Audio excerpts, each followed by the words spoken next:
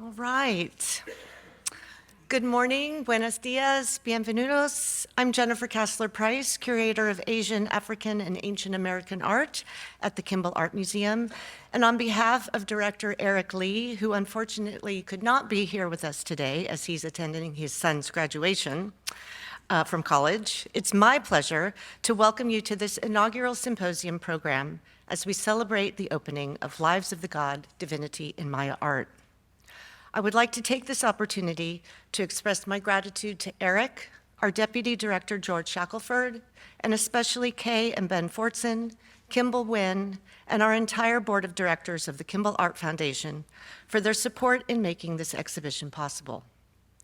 This monumental and acclaimed exhibition marks the first presentation of Maya art in the United States in more than a decade, and features nearly 100 masterpieces from modern-day Mexico, Guatemala, Honduras, that showcase one of the greatest artistic traditions of the ancient Americas, that of the Maya. Created by masters of the classic period, these landmark works evoke a world in which the divine, human, and natural realms are interrelated and intertwined. Presented across diverse media that depict episodes in the life cycle of the gods, the exhibition offers compelling reflections on representations of the divine beings to the forefront of new discoveries and new understandings of Maya culture, Maya creative practices, and the artist's role in Maya society. Recent advances in the study of Maya hieroglyphs have made it possible to identify the names of dozens of artists of the classic period, and this marks the first time in a major exhibition that any of their names will be identified on the labels. The exhibition, which has been called mind-blowing by New York Magazine and totally riveting by the New York Times, includes loans from major museum collections in the United States, Great Britain, Switzerland, and Latin America, with over half of the works on view for the first time in the US, including recent discoveries from the sites of Tonina and Palenque in Mexico, and El Tzotz and El Mirador in Guatemala. We are honored to have organized this exhibition together with the Metropolitan Museum of Art, where the exhibition debuted in November of 2022. We are delighted to celebrate the exhibition's second and final stop here at the Kimball with the organizing curator, James Doyle, director of the Matson Museum of Anthropology and associate research professor at Pennsylvania State University, who initially conceived this show in 2018. At that time, James came to visit me here at the Kimball to tell me that he was organizing this exhibition and to inquire whether we would be willing to lend the Kimball's two exquisitely Codex-style painted vessels, to which I replied, yes. And then, are you looking for a second venue? And then finally, would you like to also borrow our sensor stands? The result of that meeting is what you can now see on view in the galleries upstairs. And of course, we are elated to have our 4 Maya works included in this momentous and extraordinary exhibition. And so it is my pleasure to welcome and introduce our first speaker this morning. James Doyle received his BA from Vanderbilt University and MA and PhD from Brown University. He is an archaeologist and museum professional whose curatorial practice activates collections for university teaching, scholarly research, and public education. He has conducted collaborative archaeological and conservation fieldwork on ancient Maya sites in Guatemala and has published widely on the material and visual cultures of the ancient Americas. As director of the Matson Museum of Anthropology at Penn State, he cares for and exhibits the vast collections while teaching museum studies courses and preparing for the museum to open a new building in the fall of 2024. Previously, he served as assistant curator for the Arts of Ancient Americas at the Metropolitan Museum of Art from 2014 to 2021, where he was on the research team for the exhibition Golden Kingdoms, Luxury and Legacy in Ancient Americas, and organized Lives of the Gods, Divinity in Maya Art, before taking his current position at Penn State. and he also curated the critically acclaimed exhibition Arte de Mar, Artistic Exchange in the Caribbean from 2019 to 2021. James has published numerous articles in both English and Spanish, and currently has 3 essays at press, including Temporal Fusion, Mythical and Mortal Time in Maya Art, in Materialization of Time, edited by David Friedel and published by University Press of Florida, and Supporting Roles, Wood and Helper Figures in Ancient Maya Art, in Substance of the Ancient Maya, Kingdoms and Communities, Objects and Beings, edited by Andrew Scherer and Thomas Garrison, and published by University of New Mexico Press. I must also mention that among several podcasts that James has done, one caught my eye, entitled, Who Was Keeping It Real in Ancient Mesoamerica? On Getting Curious with Jonathan Van Ness. Check it out on Spotify. As organizing curator of Lives of the Gods, James also contributed 2 essays to the exhibition catalog, one of which is the subject of his talk today. Lively Gods, Godly Lives will serve as an introduction to this magnificent exhibition. Would you please join me in welcoming James Doyle? Thank you, Jennifer. It's always disarming when people deeply Google you before you get up on stage. But that was a lovely introduction. And thanks to Jennifer and Eric, George, Rebecca, really the whole Kimball team for such a warm welcome. And it's really a thrill to me to celebrate the opening of the Lives of the Gods here at the Kimball, which this project obviously represents 5 years of work by a large team of people from all over. So today, I'll just talk a little bit about the conception of the work and really dive into a case study about 2 of, I guess they're kind of my favorite Maya gods, the god of rain and the god of lightning, just to give you a little taste of what you'll see in the exhibition. And I guess judging by the weather report, that might be appropriate today. A bit of a flashback, though. Many of you Kimball fans would remember the last big Maya exhibition that came through town, the Fiery Pool. And this was co-curated by my dear mentor and friend, Steve Houston, who also contributed to our lively catalog for the Lives of the Gods project. He is currently laying out an exciting series of contributions on Maya art and writing at the National Gallery of Art as a Mellon lecturer, so check those out as well. Little plug for my friend Steve. But I had the privilege of working on the Fiery Pool catalog as a graduate student, and it really sort of sparked my interest in reaching the public with exhibitions about all these exciting archaeological and art historical studies that were coming out in the Maya world, and sort of bringing all that together and in a digestible form for a general audience. Fast forwarding a bit to the Met work that I did, as Jennifer mentioned, I worked with Joanne Pillsbury and colleagues on the Getty, at the Getty on Golden Kingdoms. And this brought together a really tremendous international team of researchers all the way from Mexico to Peru. And you'll recognize some Kimball friends over here that featured in Golden Kingdoms. But it also was exciting to think about what are the materials that were valued and used by ancient American people, so people before the colonization of the Americas. And of course, with the Maya, they valued other materials like jade more highly, especially during the Classic period, which we'll talk about today. And this was another moment that made me realize the time was right to organize a Maya-centric show, because there's so much great new research coming out. Every month, it seems, there's something new coming out of INA projects in Mexico or international projects in Guatemala. And that, as Jennifer said, many of these works on view in the exhibition have never been seen before and were excavated as recently as 2010. So it's quite a privilege to see it all come together. And here I am, actually, I'll mention our dearly departed late director of the Museo Nacional de Arqueología in Guatemala, Daniel Aquino. There we are at the Met during the Golden Kingdoms project, scheming to how we can organize something that foregrounds the National Collection of Guatemala as well as the National Collections of Mexico.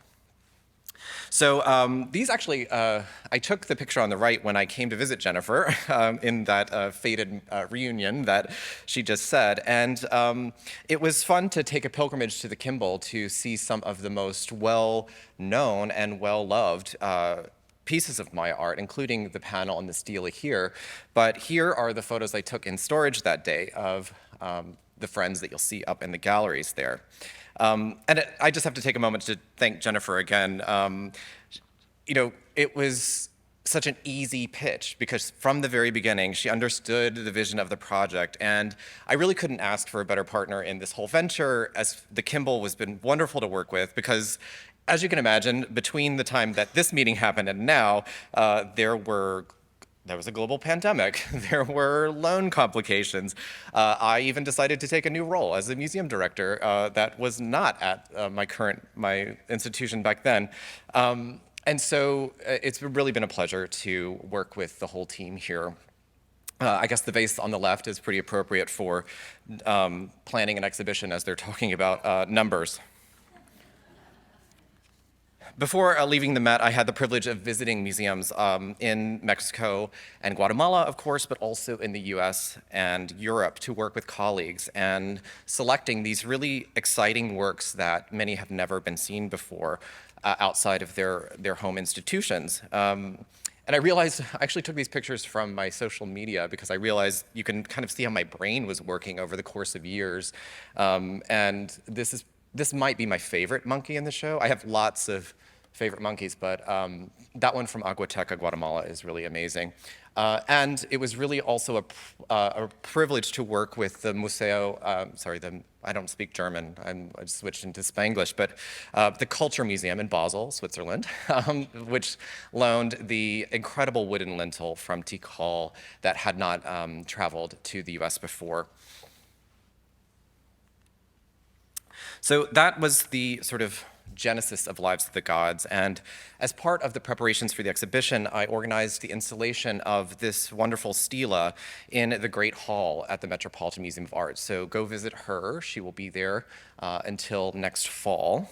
And this sort of served, this is the Queen of Naranjo, and she's really just a badass warrior queen. She's trampling a captive here. So to have that moment at the entrance of the Metropolitan where millions of visitors are going to see one of the great works of Maya art featuring a female ruler whose name we know, whose stories we know. We know about her son, her grandson, all of the drama. It's very Game of Thrones. You'll love it. This was also one of the choices, I had to call Jennifer and say, look, we have this opportunity to put the Queen from Naranjo for 3 years in the lobby, and I think this is a good way to connect to the exhibition and the larger collaborations we're doing. And so it was really, it's really wonderful to have that opportunity to foreground Maya art at the biggest art museum in the country. The Lives of the Gods opened at the Met in November, and so as Jennifer said, you have to thank Joanne and Laura Filloy Nadal, who joined the Met from Museo Nacional in Mexico City, as well as my colleague Osvaldo Chinchilla, who came on as a catalog editor and author, with our great international team of authors, including Caitlin, who will talk today, as well as Steve, I mentioned, Daniel Salazar-Lama, and Iashel Koktiren, who is a professor just down the road at UT Austin. Today, I'll just talk briefly about sort of the organizing concept of the show and some of the foundational ideas, and like I said, go a little bit into detail about rain and lightning. And one of the impulses really to set up this exhibition was to make the Maya case study for the public understandable, like other traditions of religious art. So thinking about people maybe more familiar with traditions like Greco-Roman deities, or Hindu-Buddhist sculptures, or Christian sculptures, right? Or many others. So I just want to talk a little bit about what I mean by deities. What are we talking about when we talk about gods in general, and then I'll move into the Maya case study. So these deities, really let's think about it, it's the personifications or manifestations of ephemeral things, time and fears, natural phenomena, aspirations, and many other things that come up in human imagination. And they're generally non-human agents, right? So, and they're considered powerful and in absentia, but they can also be present, embodied in actual works of art or in impersonations by people. And so the key thing here is that artists imagine these deities taking different forms. So they take the forms of human-like things, people, geology, or flora and fauna, as we'll see, or even celestial bodies, right? So on the left, we can see representations of Egyptian deities sort of began in Egyptian art as inanimate objects, but then transformed into more animal-like forms, zoomorphic things, and then eventually into anthropomorphic forms, so people-like forms like this gold figure of Mamoon over on the left. You see this bearded individual, and he's kind of striding forward, holding his ankh, and wearing this crown here. And these are both from the Metropolitan's collections.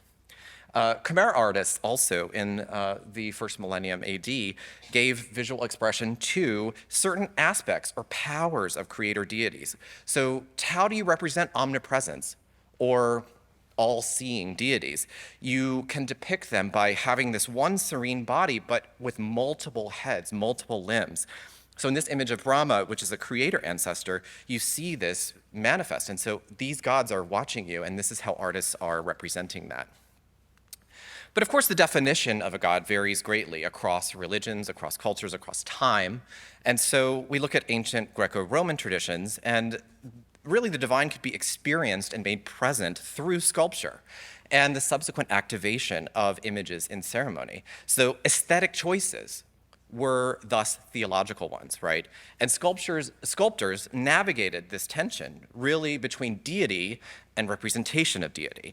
So epiphanies, the word actually from Greek, of course, were the manifestation of these deities to human believers. So they become durable, right, in painted or modeled form, and in this case, bronze sculpted form.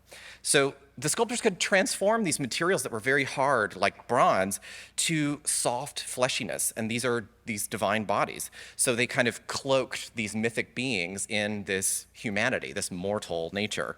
And here we have a sleeping Eros, this cute toddler, and the god of love is kind of napping peacefully. And it's such a striking thing because we've all seen when kids just kind of run out of batteries, right? Just can't even make it to a bed to fall asleep. But it's great because you have this plump body and the curls, and it's very human-like. But then on the reverse of the sculpture, you have these wings. So this deity is really ready to spring into flight. So these details that kind of bring it into this divine realm. Christian objects, obviously, of personal devotion are about mediating this sort of divine in the form of an omnipotent, tripartite creator god and the mortal realm. And so this is really evident in the events surrounding the birth of Jesus Christ, this instantiation of the supreme deity in human form. And this is an example of artists in the Rhine Valley around 1300, how they visualized the Virgin Mary as a corporeal being whom the Holy Spirit visited, but they envisioned her body as a vessel. So you open up the Virgin Mary to view the Trinity. And so this allows this miracle of incarnation to be revealed and reenacted in special moments. Ancestors, too, right, can take on divine status as they cross over into the afterlife or another world. This is an example from Polynesia in which, so the divine power of the universe, which is out there, can be entangled with human genealogy and brought into these sacred spaces that objects, by objects that mortals created. So the gods could be encouraged to travel to where you live from this realm of brightness and clarity. This is known as Atya in some of Polynesian languages. And their activation involved ritual objects that are known as to'o, or god images. So this is a tahiri, it's a dance wand or scepter, not a good English gloss for this object, but the physical motion and the image on this object was required to welcome the gods to the human realm, and this is from the Austral Islands, where practitioners would spin or twirl these around. And you can see in the multiple photos on the right that these diminutive god images can be one single abstracted, sort of stylized figure that transforms for the viewer from multiple different angles. So it could be one being or multiple overlapping beings in practice. So there's this constantly shifting godly body who is sort of calling his peers down to join them in Atia, in the bright place. So I could really go on and on about fantastic God images. There are lots. I'm sure you're all familiar with different ones. But I'm going to move now to the Americas before colonization and just look at some precursors to the classic Maya period and also contemporaneous and slightly later visual traditions. And really sort of focus us on the intellectual trajectories that underpin Maya art as well. Now, obviously, this whole parallel history of art in the Americas grew in isolation from the traditions we just looked at.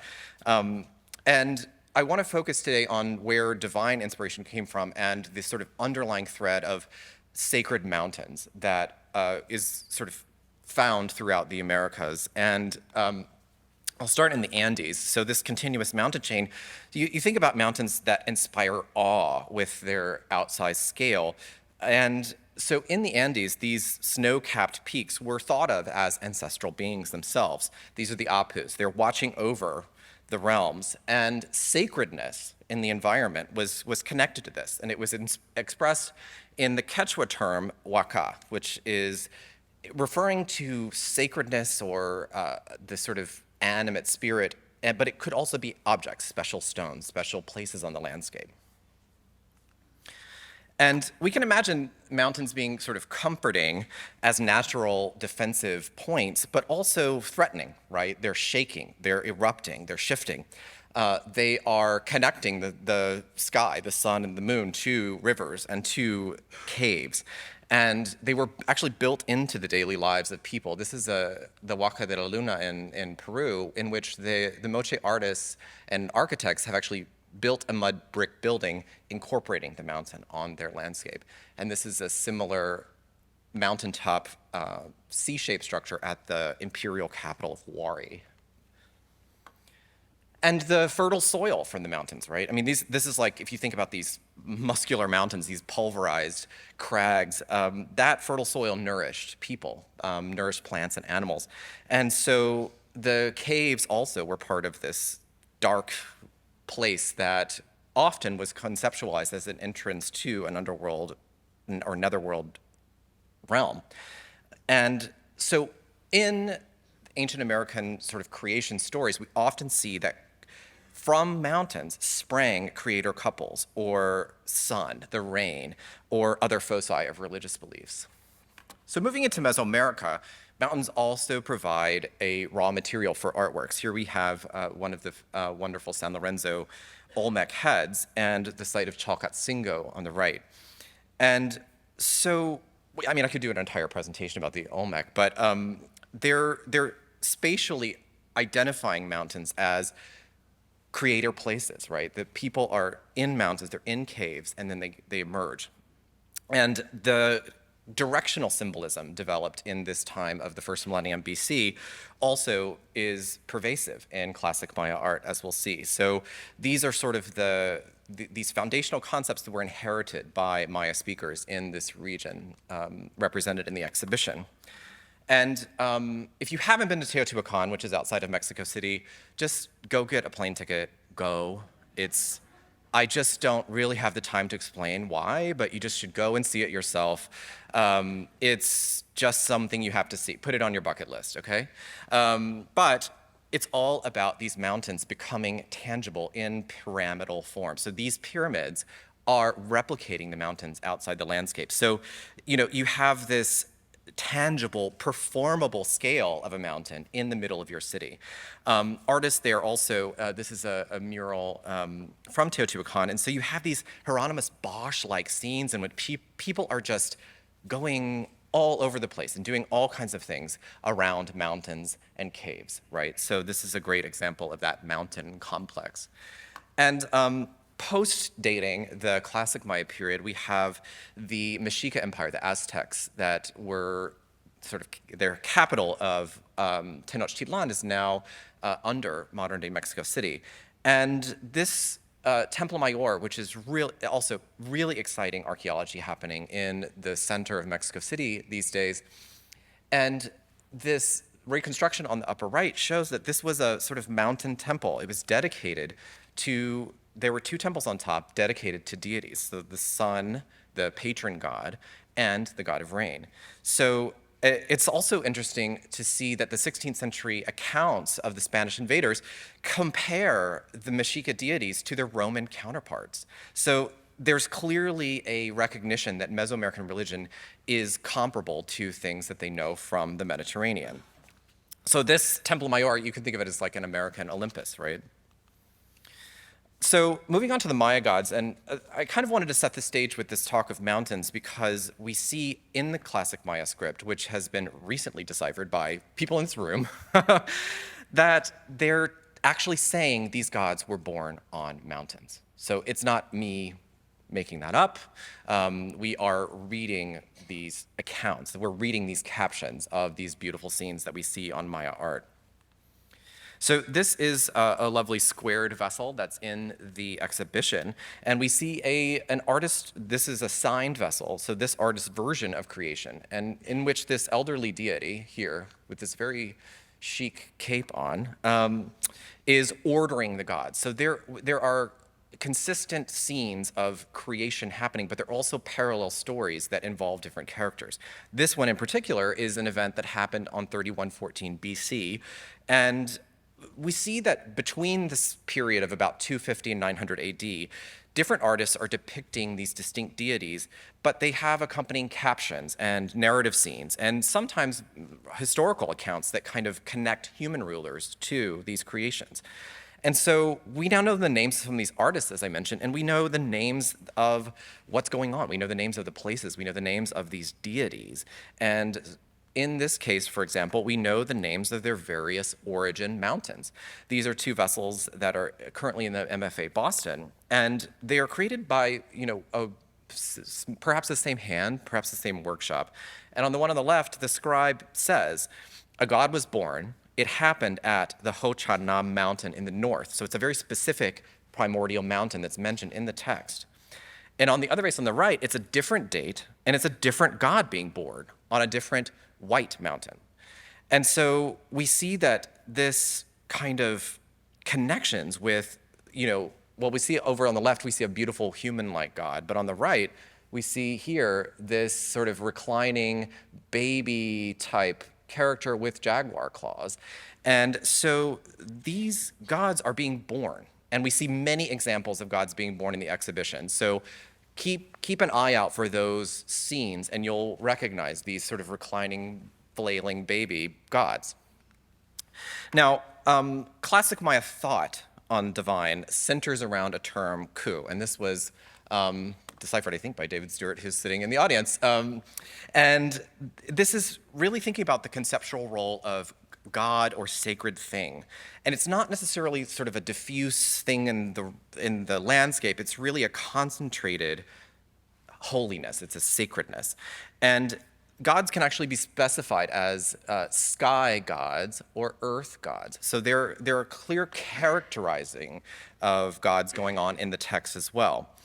And some of the vase painters even sort of do visual tricks. This is the glyph ku, which for God, and it's almost as if this ruler here on a vase at the Princeton Museum is sort of scattering ku. So he's scattering holiness to his visitors.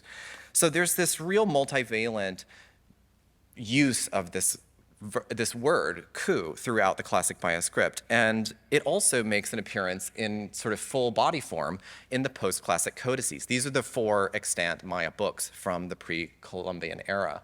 So here we have this generic sort of god with he's holding up a little, I think it's tamale. So we see that this ku concept, the god, actually extends into the post-classic in Yucatan. And so this has been one of the great things in the last 25 years that's been deciphered by many people and wonderful scholars out there. So that was another reason for thinking, okay, we know what the classic Maya people were saying about these beings. So that's why we should bring this to the public. We should bring this more to the forefront and have that discussion. And this reconstruction is out in the lobby upstairs, so you should take it, get up close and take a look at it. This is from San Bartolo, BC, from the final centuries BC. And I just put it here because we have this consistent world that is mountains and gods that emerge from them. This is from the late pre-classic period. Here we see a mountain here and people sort of processing to and people coming out of a mountain. I mean, I could do a whole hour talking about this scene here, but I won't. We just see this sort of congealing of an environmental philosophy that artists are expressing in different ways. So yeah, go take a look at that reconstruction by Heather Hurst out in the lobby. And I mentioned the codices a second ago, and these 4 books also contain really great images of gods doing things. So here is the Dresden Codex, just an example of a couple of pages, and this is actually the rain god from the Dresden Codex, and I'll talk about his precursor in a minute. And I'm really excited to share the stage with Osvaldo today because he's going to speak in a moment about the exciting continuities after the arrival of Europeans and talking about ancient Maya religion and the sort of threads that are still extant today in the ritual lives of many peoples in Mexico, Guatemala, and in diaspora communities. So you can see the wonderful Dance of the Macaws video will be showing out across from us here, as well as a clip in the exhibition. So kind of wrapping up about classic Maya Ku gods, they could be young and old. They were embodied by human people when these rulers donned elaborate headdresses and regalia that featured these divine beings. I love this example of the figurine with an old god and a young woman, and he's kind of lifting up her skirt. There are these stories encapsulated in these artworks that we're only getting this sort of glimpse of. We don't know the full narrative, but we can sort of now look and piece things together in a way. And I also was really excited to work with Guatemala to bring this lovely goddess up because there's also this relatable thing about elder deities in Maya art. The old gods are supporting the rulers. They're supporting the sky. They are, this elder woman may be connected to a goddess that's associated with midwifing. You know, they're the people, they're the keeper of the knowledge. They are the people who make sure those generations continue. And so it was another thing to think about, how can we bring, you know, this to people in their own lives? You know, how do we deify the people in our families, right? How do we honor our ancestors? And these are ways that we can see that classic Maya artists were doing that. Okay, so I'm just gonna go through a couple of highlights of the exhibition, kind of just my favorites, I guess, starting with some of the stars in the day and night sections that you can see right now. And I wanted to mention that one of the most recent discoveries, this is a project that I had the pleasure of working adjacent to while this tomb was being excavated at the site of El Sots in Guatemala in 2010. And it's such a wonderful thing to be able to bring a selection of the vessels from this tomb together because we think about one person's actual thoughts, right? Or one person's family's ideas about what should be given to this person in the afterlife. And so to bring it back, these are not sort of ethereal deities doing things out in the ether. These are really personal things. These are the vessels that somebody would have presumably eaten out of. Or these are the vessels that they commissioned themselves, and then they are these possessions that go with them to the afterlife in a tomb. So to bring these vessels together from a tomb that I saw in person is really a treat. And I think it has some of these wonderful supernatural beings that aren't necessarily categorized in the pantheon, right? But we have these layered meanings of divine beings in something that is, I mean, as Jennifer said yesterday, it's kind of a casserole dish, right? I mean, this is something that you're eating something out of, and it can be beautiful and it can be infused with that divine story. Also, this censer stand from the site of Palenque, I had the pleasure of visiting the Museo de Sitio de Palenque, and I saw this and it was so striking to me because there is this humanity, again, the humanity that the sculptor, the potter, injected into this seated figure in kind of a meditative pose. But then you look closely and you see they're jaguar paws, you know? And you see this, it doesn't look like it's someone wearing a mask, it's actually this deity that represents the nighttime sun. And not only that, he's also wearing a headdress that refers to another deity. So a lot of Maya art, it's like gods on top of gods on top of gods. And so to break that down for the public is another goal of the exhibition. And he's also sitting on someone who is most likely not comfortable there. Whether that's a captive or a courtier or someone else. But this was one of the thrilling things about this project, was kind of thinking, what are these rich objects that can be really focal points? And this ended up becoming the cover model for the exhibition catalog, which you should all go out and buy. And I don't get royalties, so you should just get it. It's great. Also, it was important to bring the lunar deities to the forefront, because there's been a lot of exciting research about the sort of daytime and nighttime versions of certain deities. And we also know that there is an intimate association with lunar deities and royal women. So we see royal women in the guise of what we could think of as a moon goddess. And we also see wonderful painted ceramics. This is an example in the exhibition of the woman here. She's got the lunar crescent and she's holding up a rabbit, because in Maya conceptualization of the moon, the dark spots of the moon were a rabbit, right? And so we see, and also we see an association with rabbits, fertility, and the lunar cycle. And we also see, this is a royal woman from the area of Yaxchilan, and she's seated inside a lunar crescent, holding up a little bundle here. But it's one of these sort of fairly recent parts of Maya iconography research that shows even the maize god could have lunar aspects. So there's this association with nighttime that can transform one deity into a different form. Again, I could probably do a whole presentation on maize, but I won't subject you to that. I live in central Pennsylvania now. I moved there from the Upper East Side, where I did not have room to grow corn. But I decided to grow some Navajo blue corn that a friend sent me from seed. And I have to say, it's given me a new appreciation for the aesthetics of the corn plant. It is this dancing entity. And so you see on the left the wonderful Copan maize god dancing his heart out. And you see this maize god being born from the earth in monumental and miniature form, and this rebirth of human rulers as a green maize god. And it also hit home why a lot of for example, the little maize god figurine whistles in the show it's sound. There's so much sound going on in a maize plant. It was louder than I expected, you know, when the wind blows.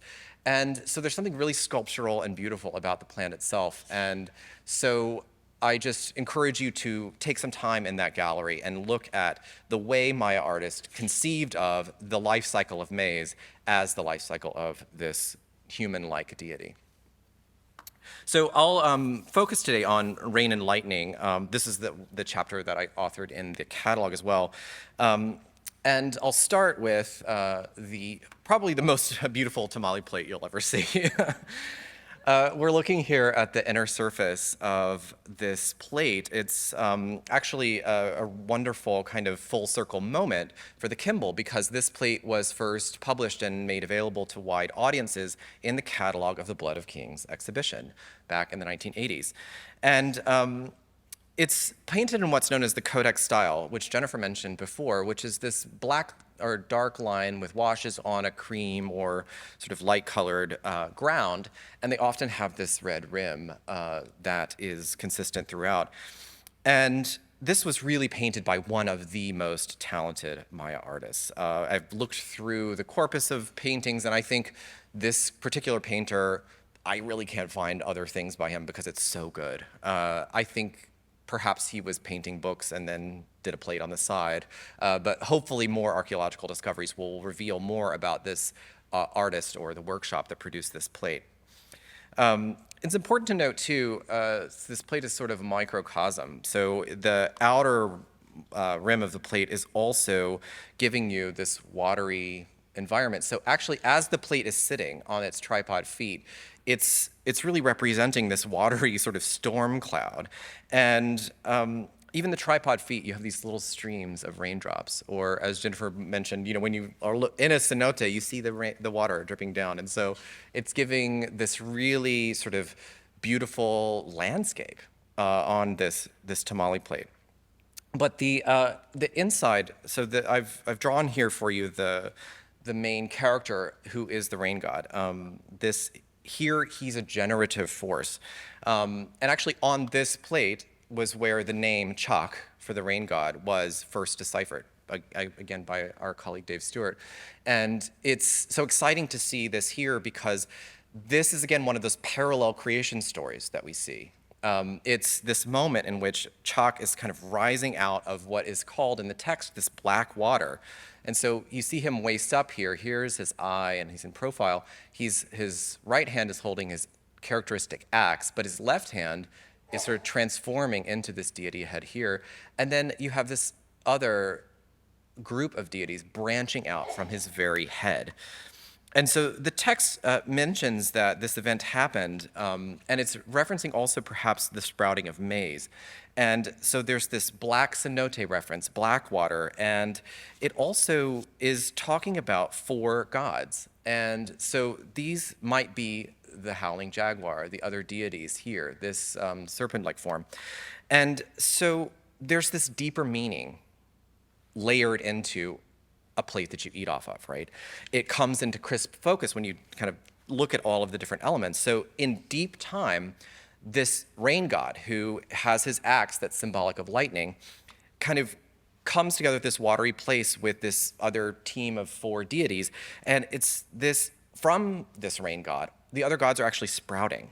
And so he can wield his axe and sort of make vegetation grow. And so you can think about this is one version of like a Maya Genesis story, right? Like we saw on the squared vessel before. The rain god was also subject for another really talented painter known as the Metropolitan Painter, who's named after this drinking cup on the left that's currently in the Met's collection. And this painter, and perhaps the workshop, it's hard to say if we can't really track vessel painters' careers yet, I'll say. But it's hard to say if it's somebody's early and late work or different artists themselves. But we know that there are probably about more than a dozen vessels attributed to this painter, or a very close circle of. And a new analysis, actually, this drawing here is a fragment of a broken pot at the site of Calakmul, Mexico, that was shared with me by Ana Garcia Barrios, our colleague in Spain. And so we're actually hopefully getting more potential connections between the artists themselves and these royal courts. And I'll point out this rain god has a very human-like form. You see the profile here, his kind of wild hair coming out front, vegetation in his headdress, characteristic spondylus shell ear flares. He's holding a stone in this hand, and he's kind of rearing back with an axe down here, and he's dancing. He's lifting his feet off the ground, and he's kind of on his toe here.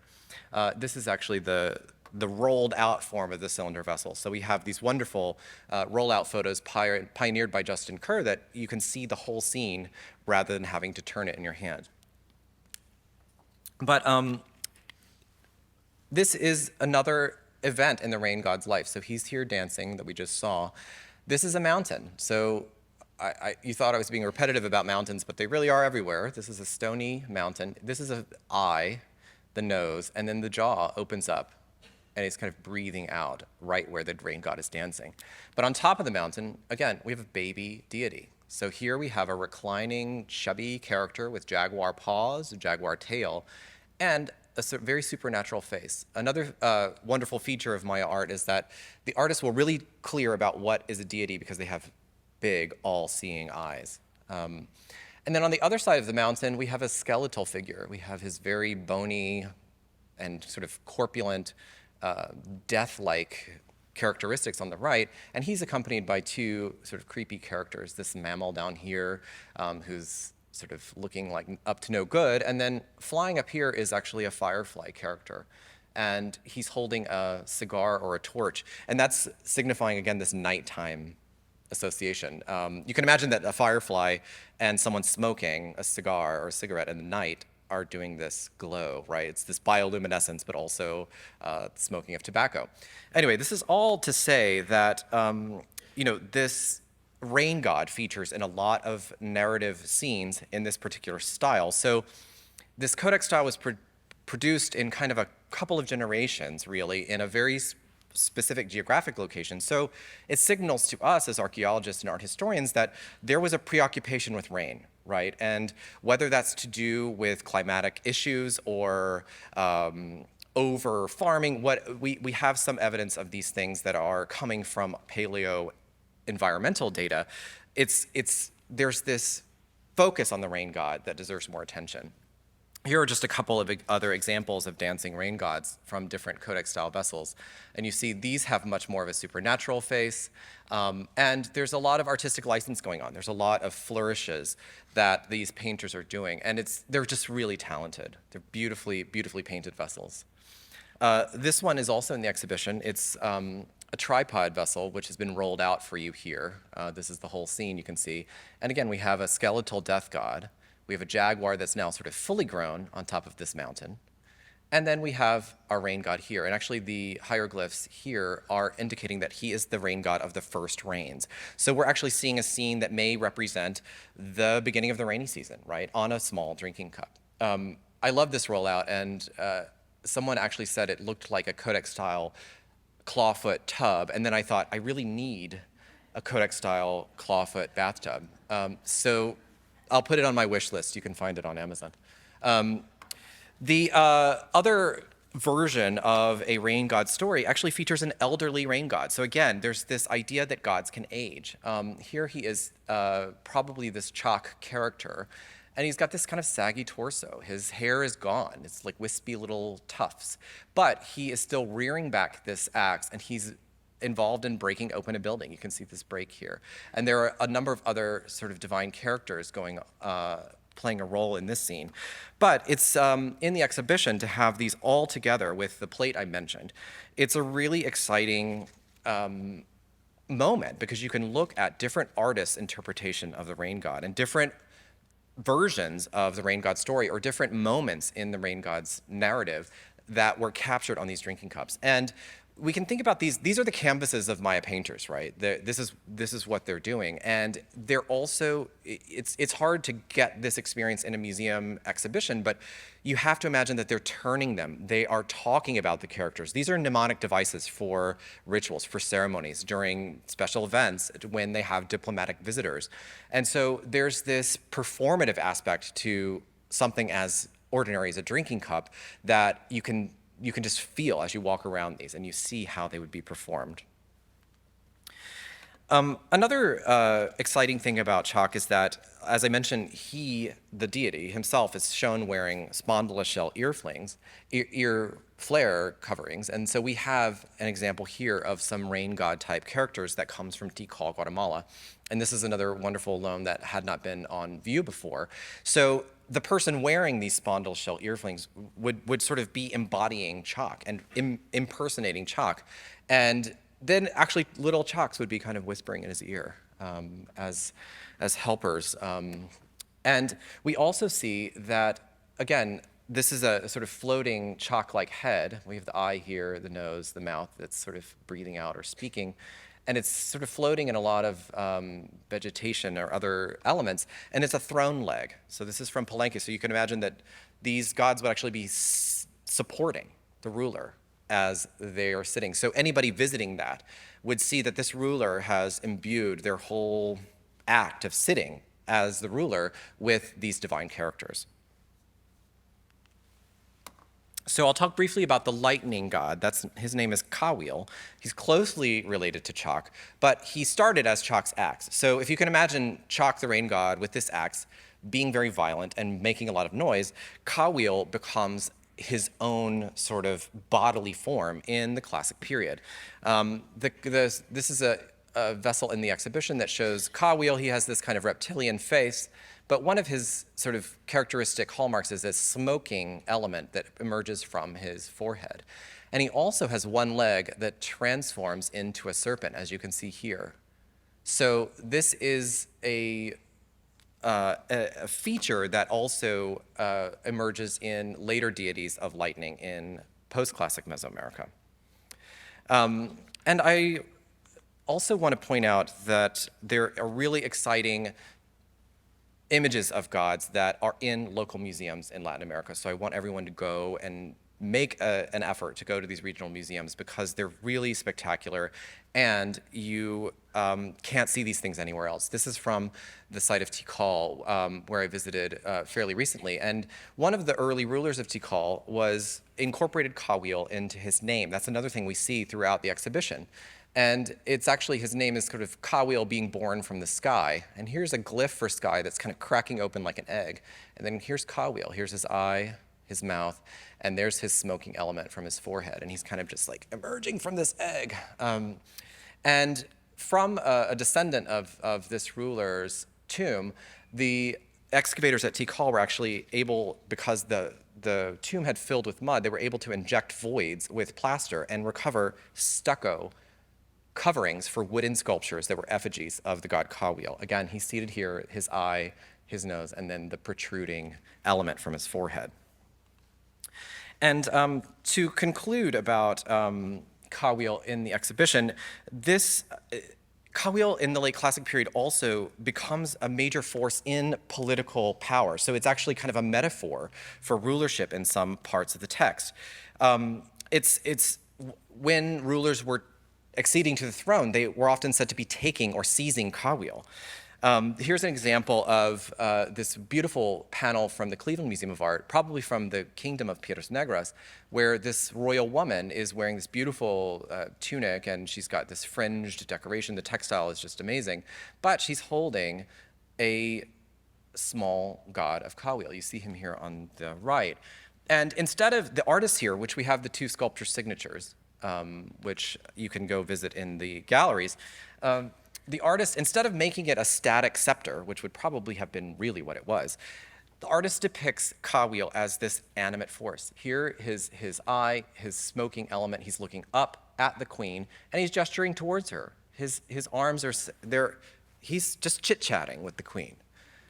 And his characteristic leg that turns into a serpent is also kind of bracketing with the smoking celt above. And so this idea that artists can play with deities and show a scepter as a sort of chit-chatting lightning god is also something that is just really exciting about Maya art, because the things come to life, the glyphs come to life on these sculptures.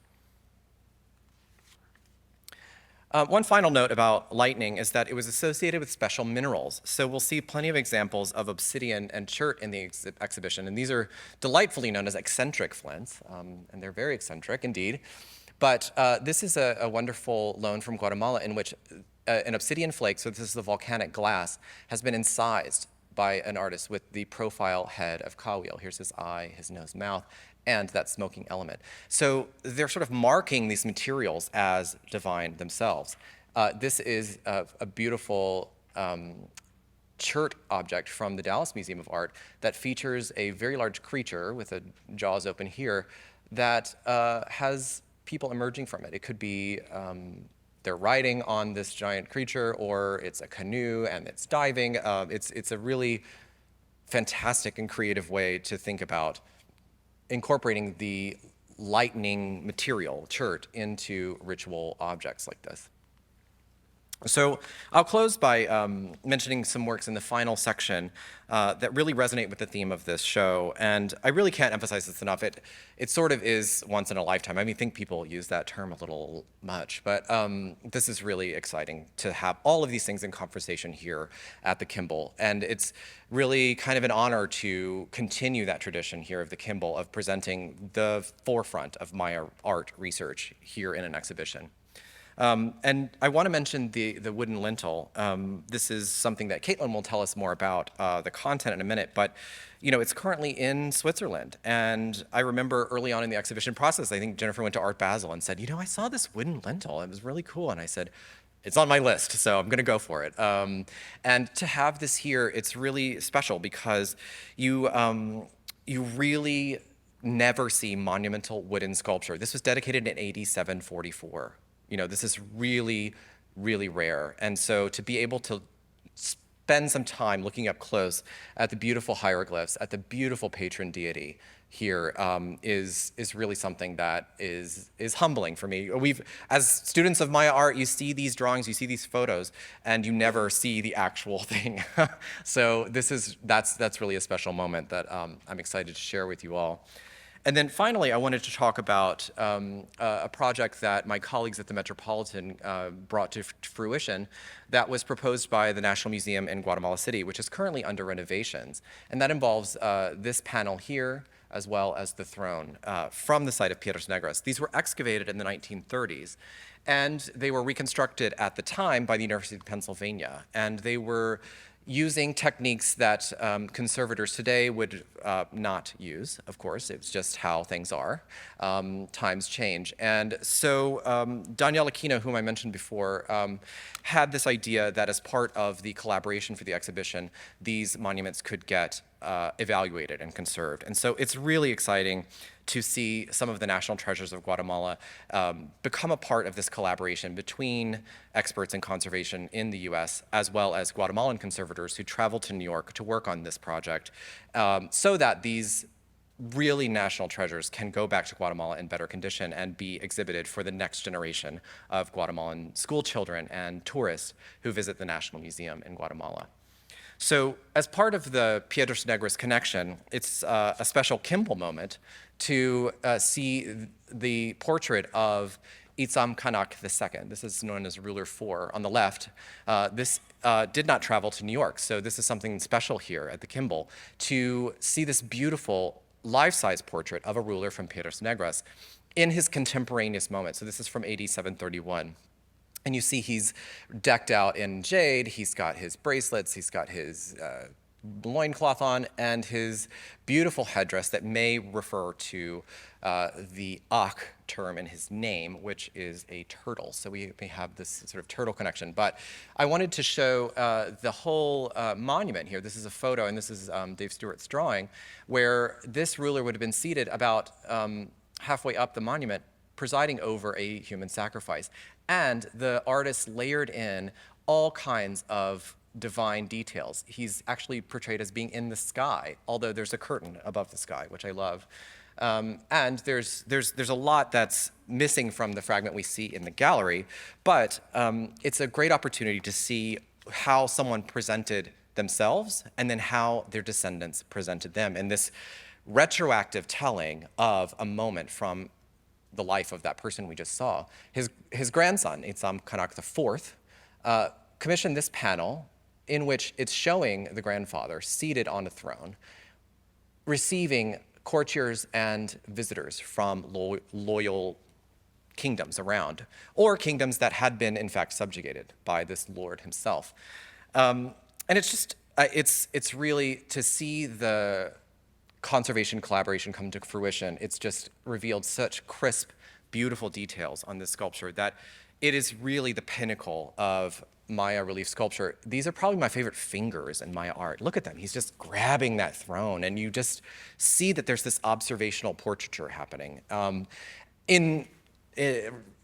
Regardless that this is a retrospective act, but you can also see that although this panel was damaged in antiquity, you see that the arm here would have been floating. This was fully three-dimensional. And the sculptor took the time to sculpt the belt underneath that arm that's now missing. So there's just really mind-blowingly minute details in this particular panel that make it a really a special viewing moment in the exhibition. And I want to draw your attention to the volutes here. These are sort of part of the back of the throne, right? So he's seated here. He's in front of a jaguar pelt pillow, which would probably be very, very luxe, very chic at the time.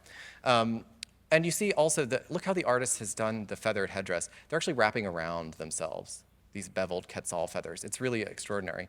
But the back of the throne is shown as this very elaborate relief sculpture. And so we actually are thrilled to present also the throne, one from Piedras Negras, which has those similar features, these volutes here. So it's as if this grandson is basically presenting his grandfather on a throne that was contemporaneous to the sculptors that were doing it. And one of the sculptors here was actually on duty sculpting the royal woman we just saw holding cowwheel. So we can actually track that the sculptors were moving around and sculpting different things. They were working with different collaborators. There were multiple hands going into these objects. And so it's exciting to see that presented here for the first time. And I'll bring it back to mountains. So the close-up of the throne back, you can see these faces are reconstructions, but there are two human figures coming out of these openings. These are the eyes of a mountain. So we have the bridge of the nose, the nostrils here, from which are emerging these representations of bone nose ornaments. And so this is, again, the person sitting on this throne is placing themselves at the place of creation, at this primordial mountain. And so the sitting there and the actions taken in these ceremonies would have been seen as recreating those creation events from these mountain places. So this is just really a special thing for me. And I'm sad that Daniel did not get to see it in person, so that his legacy at the Museo Nacional in Guatemala can, live on. I'm really excited to see how the ministry incorporates this throne into the newly renovated galleries there, hopefully opening later this year.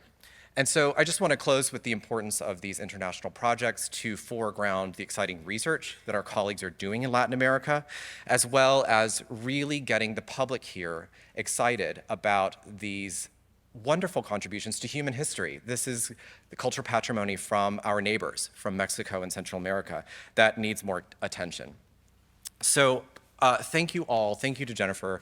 Thank you to my fellow speakers, and gracias a todos. And I hope you enjoy the exhibition and all the exciting programs that the Kimball has planned throughout the summer. Thank you, James. That was wonderful. The show is awesome.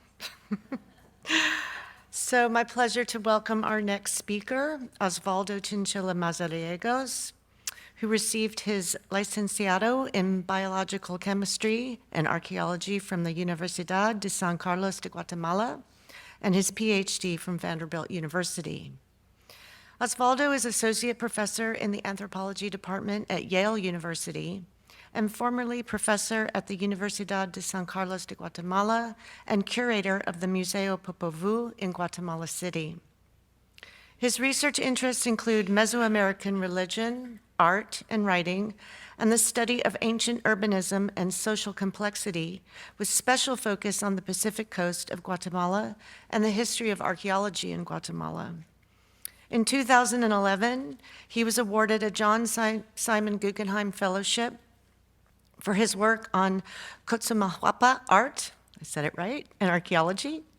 His books, Art and Myth of the Ancient Maya and Images of Maya Mythology, offer innovative views and breakthroughs in the study of ancient Maya religion and art.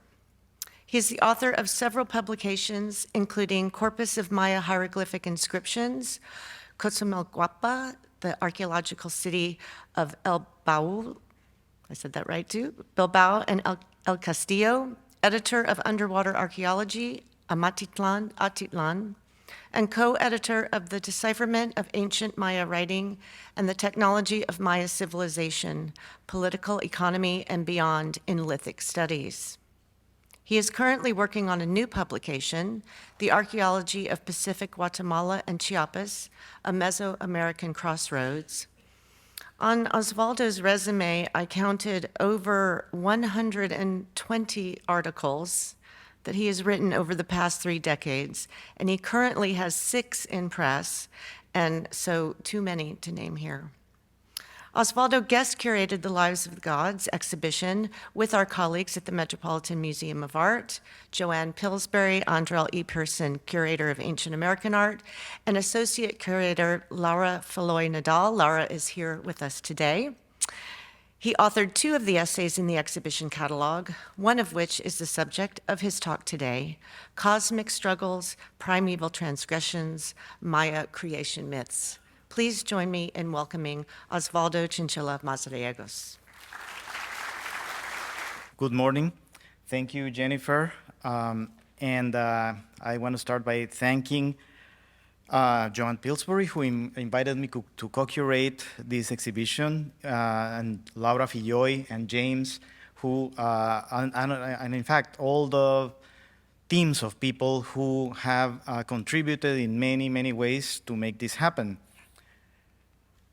And one of the great things about curating an exhibition such as this is that you get a chance to actually look closely at objects that maybe you have seen hundreds of times in photographs, but and maybe behind a glass in exhibition cases, but it is very rare to have the chance to actually look at them closely from all sides and focus on the details. In this exhibition, I had the chance to examine this one in a lot of detail. And this is a double-chambered vessel.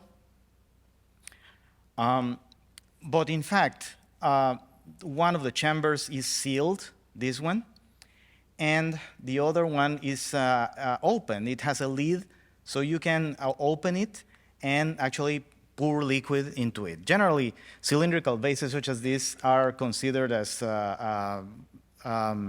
vessels that serve for liquids because of the shape. This one in particular also has, also has a shape with slab feet that we relate to an early classic style from, say, the 300 to 500 AD, and that relates to ceramics from the great city of Teotihuacan that James showed us in his presentation. What we did with this vessel was actually X-ray it, because I was thinking that it might be a whistling vessel, a kind of object that produces sounds. So when you pour the liquid into this and manipulate it in various ways, the water pushes the air up in the sealed chamber, and sounds are produced by a whistle that is hidden inside the head of this bird over here. You can see the little sphere here in the X-rays. That corresponds to the whistle, and then a channel that links it to the main chamber, and from here, the air goes through the whistle. There are some videos in YouTube that I invite you to look at, not of this particular one. They would never let us pour liquid into that one, but some people have made reconstructions of these vessels. These kind of vessels were originated from South America, and then very early on, they appeared in Mesoamerica. And just to illustrate a little bit better what I'm talking about, I am bringing this vessel from the collection of the Museo Nacional de Antropología in Mexico that shows the whistling mechanism here. You can see it in the back of the head of this character. And in the vessel in our exhibition, this is very well concealed, so you cannot see it. That's why we needed to see it through X-rays.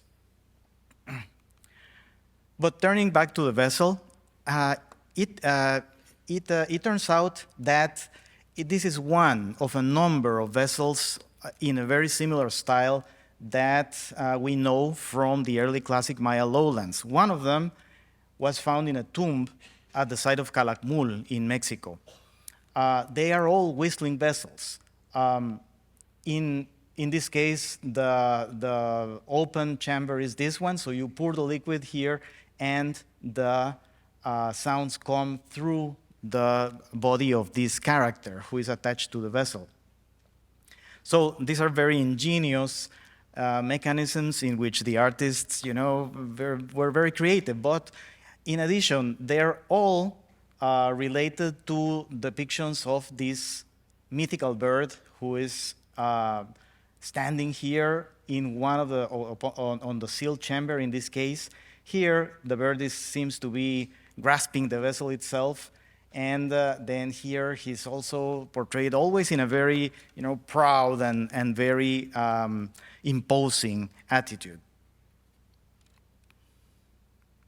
When the whistling vessel is used, in some of these cases, the sound seemed to come from the mouth of the bird, from the beak of the bird, which would be very interesting to hear. There are additional characters that are also portrayed in these vessels. Some seem to be monkeys, like this one, and perhaps this one as well, although the snout is a little bit long, but some monkeys in my art are like that. But the question is, how do these characters relate to each other? What are they doing in this vessel? Because they seem to be interacting. They seem to be addressing each other and interacting. In this case, the character who's kneeling here seems to be presenting something or offering something to the great bird. And the question is whether this is a friendly, he seems to be very humble in this case. But in fact, from what we know from mythical narratives from the Maya and other peoples in Mesoamerica, this is in fact a struggle. These vessels, in fact, portray a confrontation between characters, between different characters. And throughout this presentation, I want to use objects from the exhibition to highlight some features of Maya myths, what we can regard as Maya creation myths. Although the word creation needs to be qualified, because for the Maya and other peoples in Mesoamerica, creation was not something that happened at once, not something that was preconceived. Instead, it seems to be a very long process of trials and errors. There are of struggles among deities, instead of being, all in agreement about what should happen, how should the world come about, and how should it be peopled. No, they are struggling to find how this will happen, and they are also struggling with each other. They have different approaches to what should happen, and this is the kind of story that we get in Mesoamerican creation narratives. The other aspect, and it related to that, is that creative acts were often triggered by transgressions. So the gods are not nice, right? The gods are not acting as always beneficent, as always positive. Instead, they break the rules. They break the rules, they do things that should not be done. Their actions are not necessarily good examples to follow in these narratives, and we'll see some examples of that. And then the other aspect that I want to highlight is that creation narratives involve humor, ridicule, and satire.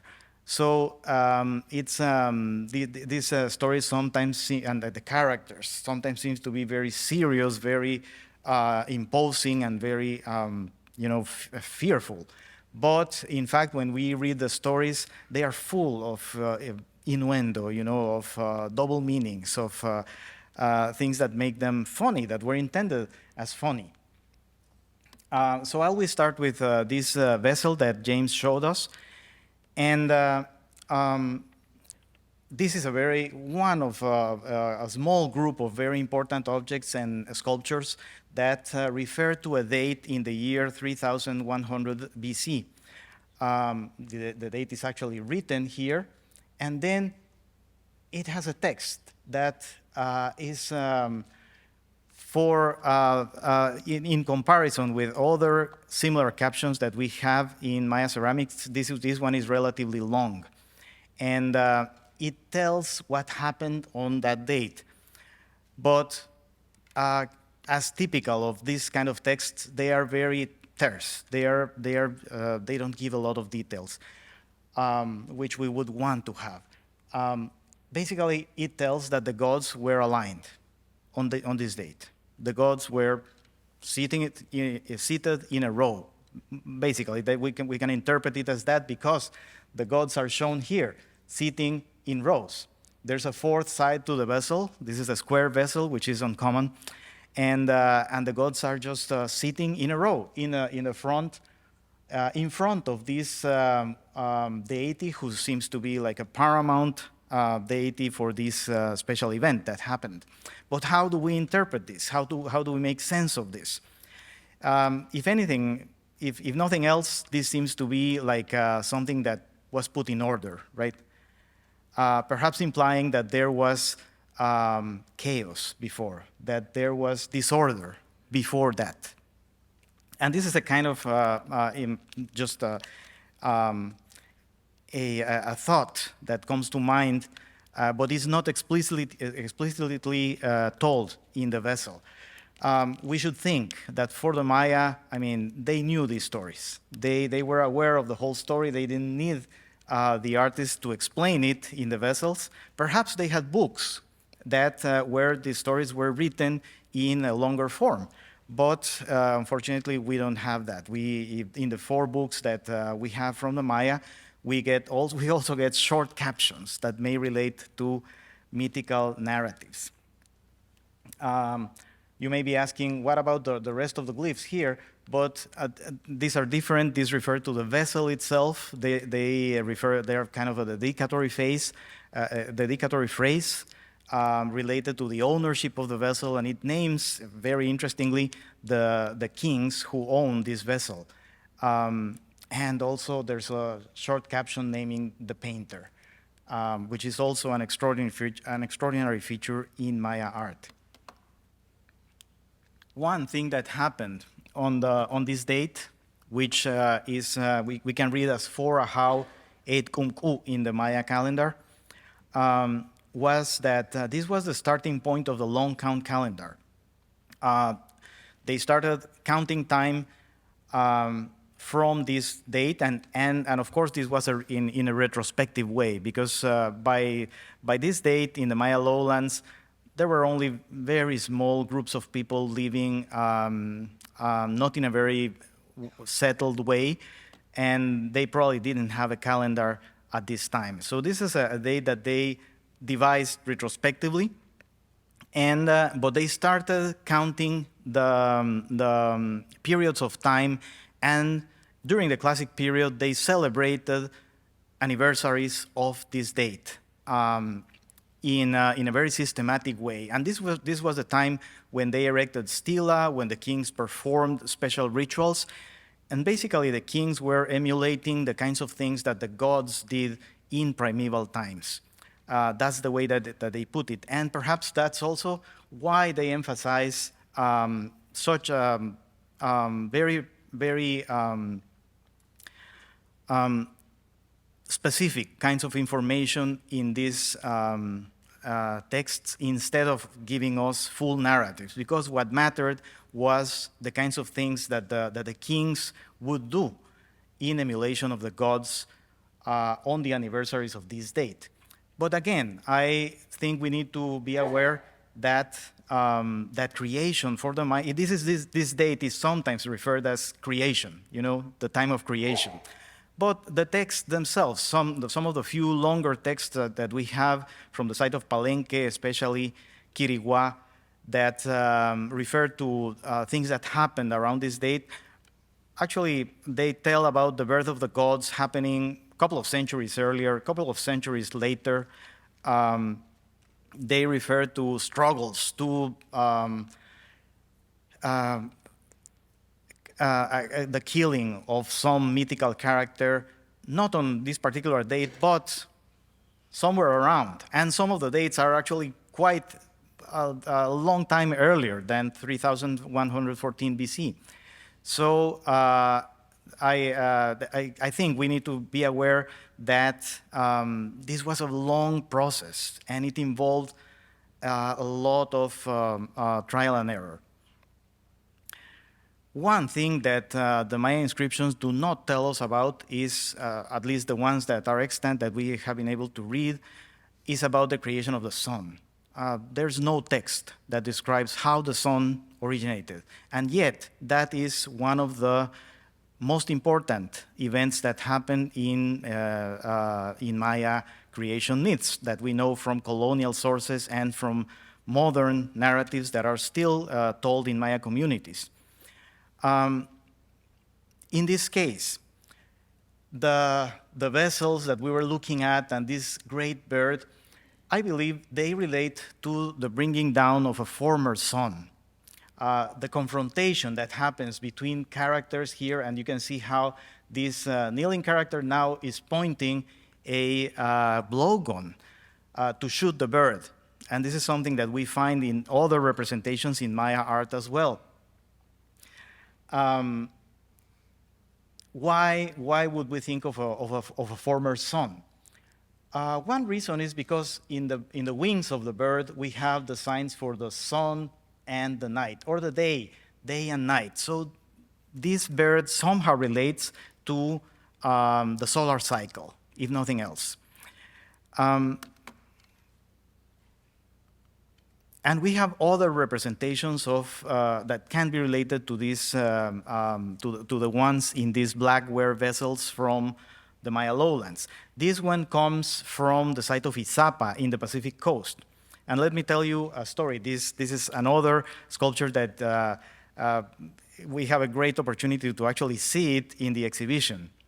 The reason why this happened was I have to tell you that I was very selfish on this because I wanted to see it myself.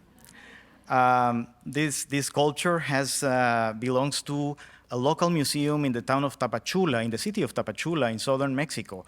And the museum has been closed for a couple of years because it needs renovation. And when I tried to go there and photograph it, they told me, no way, you can't.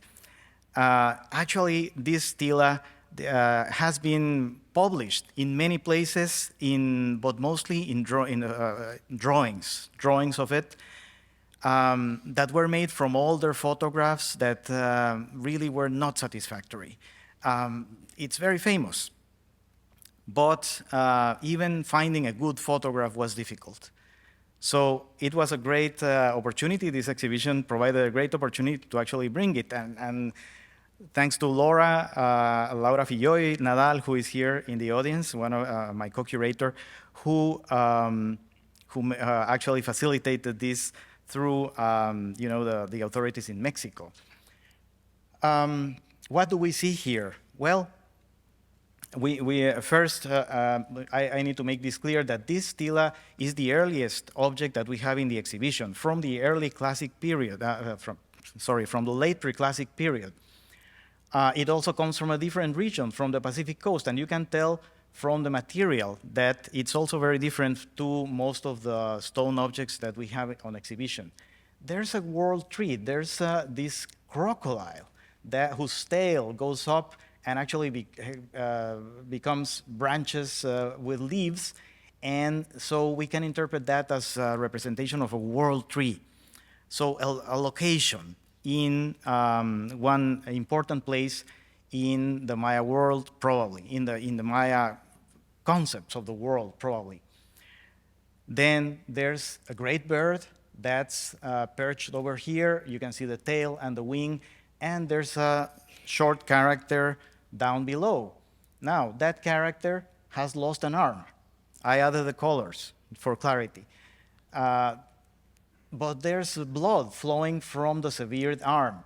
And then the arm is just hanging loose here from a serpentine mouth in the bird's groins. I interpret this as the bird's toothed vagina, but I will not go into details about that today. Just importantly, there's a lot of content in the Maya myths that relates to sexuality and sexual intercourse and sexual aggression, because creation myths are about fertility, about procreation. So explaining the origins of things involves all kinds of implications having to do with sexuality. Here's another representation of this bird from the murals of San Bartolo in the Maya lowlands. That's roughly contemporary with the stela. Now the bird is perched on a tree, and you can see the signs for night and day in the wings.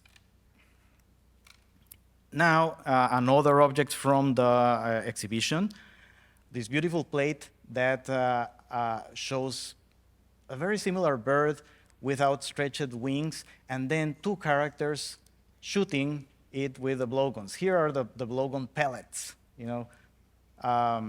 that will eventually reach the bird and bring it down.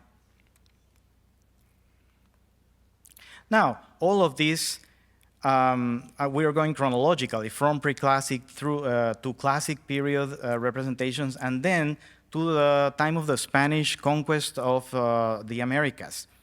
Here we have the first page of the Popol Vuh, this very important book that was written in the mid-16th century by the Quiché Maya of the Guatemalan highlands, and that contains a very elaborate creation story.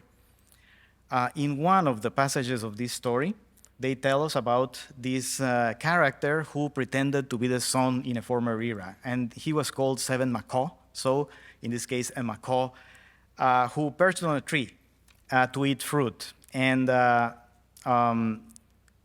heroes who would become the sun and the moon in this version of Maya creation were called Hunahpu and Xbalanque. They were blowgun hunters. They waited for the tree and shot it down from there. The story is not that simple. The bird was not killed. And actually, when they tried to grab it, the bird pulled out the arm of one of the heroes. So he tore it off. He tore the arm off. Eventually, they had to go back and recover the arm and finally kill the bird. But remember that the hero in the Izapa Stela had a severed arm. So, and we have a few other representations that share this motif of a severed arm, of someone who lost an arm or a hand in a struggle with a bird. From the Popol Vuh, we learned that this had to do with the origin of the sun, because the bird pretended to shine in a former era before the true sun would come out. And that's the kind of thing that we get in many, many stories. Here's a 20th century narrative, a fragment of a 20th century narrative that Eric Thompson compiled in San Antonio, Belize, from Mopan speakers and Quechua speakers in that region. And let's read this passage. At the end of 7 years, the boy refused to stand the heat anymore, so he caused a flood to cool himself and plunged into water. This is the sun. The sun of a former era just couldn't stand the heat anymore, so he plunged in water. The world was dark and flooded. When he was cool once more, he resumed his duties. So this is also a flood story, one of the ways in which they tell us that previous creations were destroyed by floods. The old grandfather said, "Many people have been drowned because my son got tired of wearing the sun's crown. In another 7 years, he will want to cool himself again, and there will be another flood, and more people will get drowned. Suppose we look for somebody else to take the place of my son as the sun." So they find this other boy who is ready to do it, but they need to tell a long story. This is only the beginning of the story. They need to tell us a long story of how this boy actually overcame many foes, overcame many characters who opposed him. One of them, his own grandmother, right?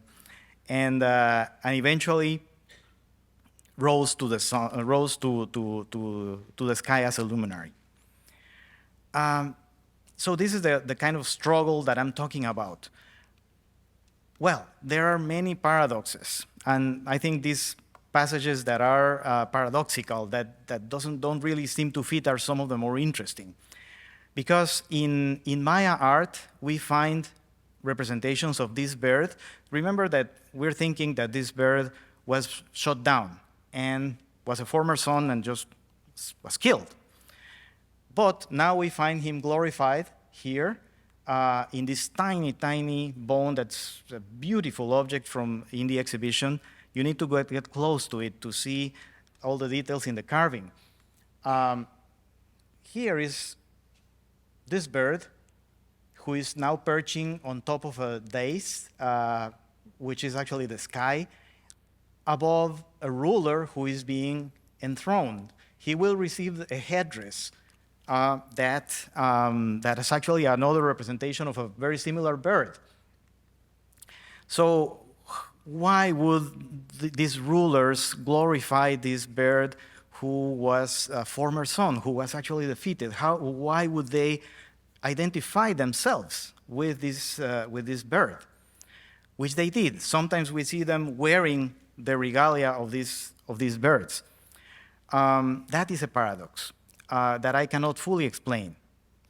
My question is whether that carries a moral lesson, that the ruler himself can eventually fall, like the son did, like the son of a former era did. Here's another paradox. We see this magnificent sculpture that is also in the exhibition from the site of Tonina, and we see a bird. I hope you can see the body of the bird here, the claw, and then there's one wing going down here, and another wing here with a lot of feathers. But the head is not that of a bird. The head is that of an old god. I'm calling him God D in this case. There are some proposed readings for this deity. It's Amnach, although that's kind of superseded by newer readings, or at least needs revision apparently. But the question is, why is this god identified as a bird, and very often, very clearly, as that particular bird, the bird that was shot down at some point during creation? But God D is one of the paramount deities of the Maya, and he's shown, sitting on a celestial throne and presiding over other deities, like a king. But at the same time, he is someone who was shot down. Let's see another way in which God D is represented in another object from the exhibition. So God D is an old man. He's shown as elderly. And in this vessel, he is riding animals over here and over here. Now, the Maya had no horses. They had no mounts of any kind. So riding an animal is kind of preposterous in the first place. Much less riding a peccary, which is what's happening here, a wild boar, a wild pig. That's very hairy, and instead of riding it like, in an elegant, dignified pose, here he's kind of holding himself to the back of the peccary, trying to hold the leg of the peccary, almost ready to fall. And there are even like flying insects behind his back that seems to, I don't know. This is, of course, a little bit of speculation. The texts do not tell us what's going on here, but it's kind of something that doesn't seem to be compatible with the dignified presence of God D that we see in other representations. Now, on the other side of the vessel, we get a similar episode, and now he's riding a deer. The same pose, it's kind of awkward, his whole stance. In this case, you can see there's a very thin, undulating line here. You need to get close to this vessel in the exhibition and see how they use these very thin lines to link it with a short caption, which is actually what he's saying. This is his utterance. And according to the reading by Dmitry Belyaev and Albert Avlechin that I'm showing here, he's asking a question. He's asking a question to this other old man who's standing here. And the question is, where is the road where Nick, someone called Nick, flew, and there's a part that cannot be read. There's a glyph those are the three, the suspensive points. But the question is where someone flew. So this implies that there's a story, right? That there's an episode in which someone flew away and the old man is looking for someone, right? He's trying to find someone. Who could that be? We don't get the whole story. the Maya knew the story, and they didn't really write it down for us. But we have very similar stories that are still told in places in the Maya lowlands and highlands. This one is in the highlands. This is the town of Santa Cruz Verapaz in Guatemala. This is another great opportunity that I had while curating this exhibition.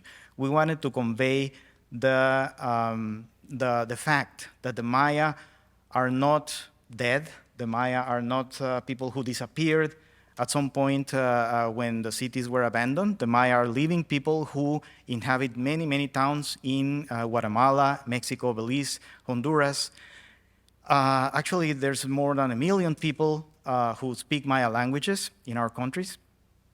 And there are also diaspora communities in places like New York City and other parts of the United States that are also of Maya origin, and some of them speak Maya languages.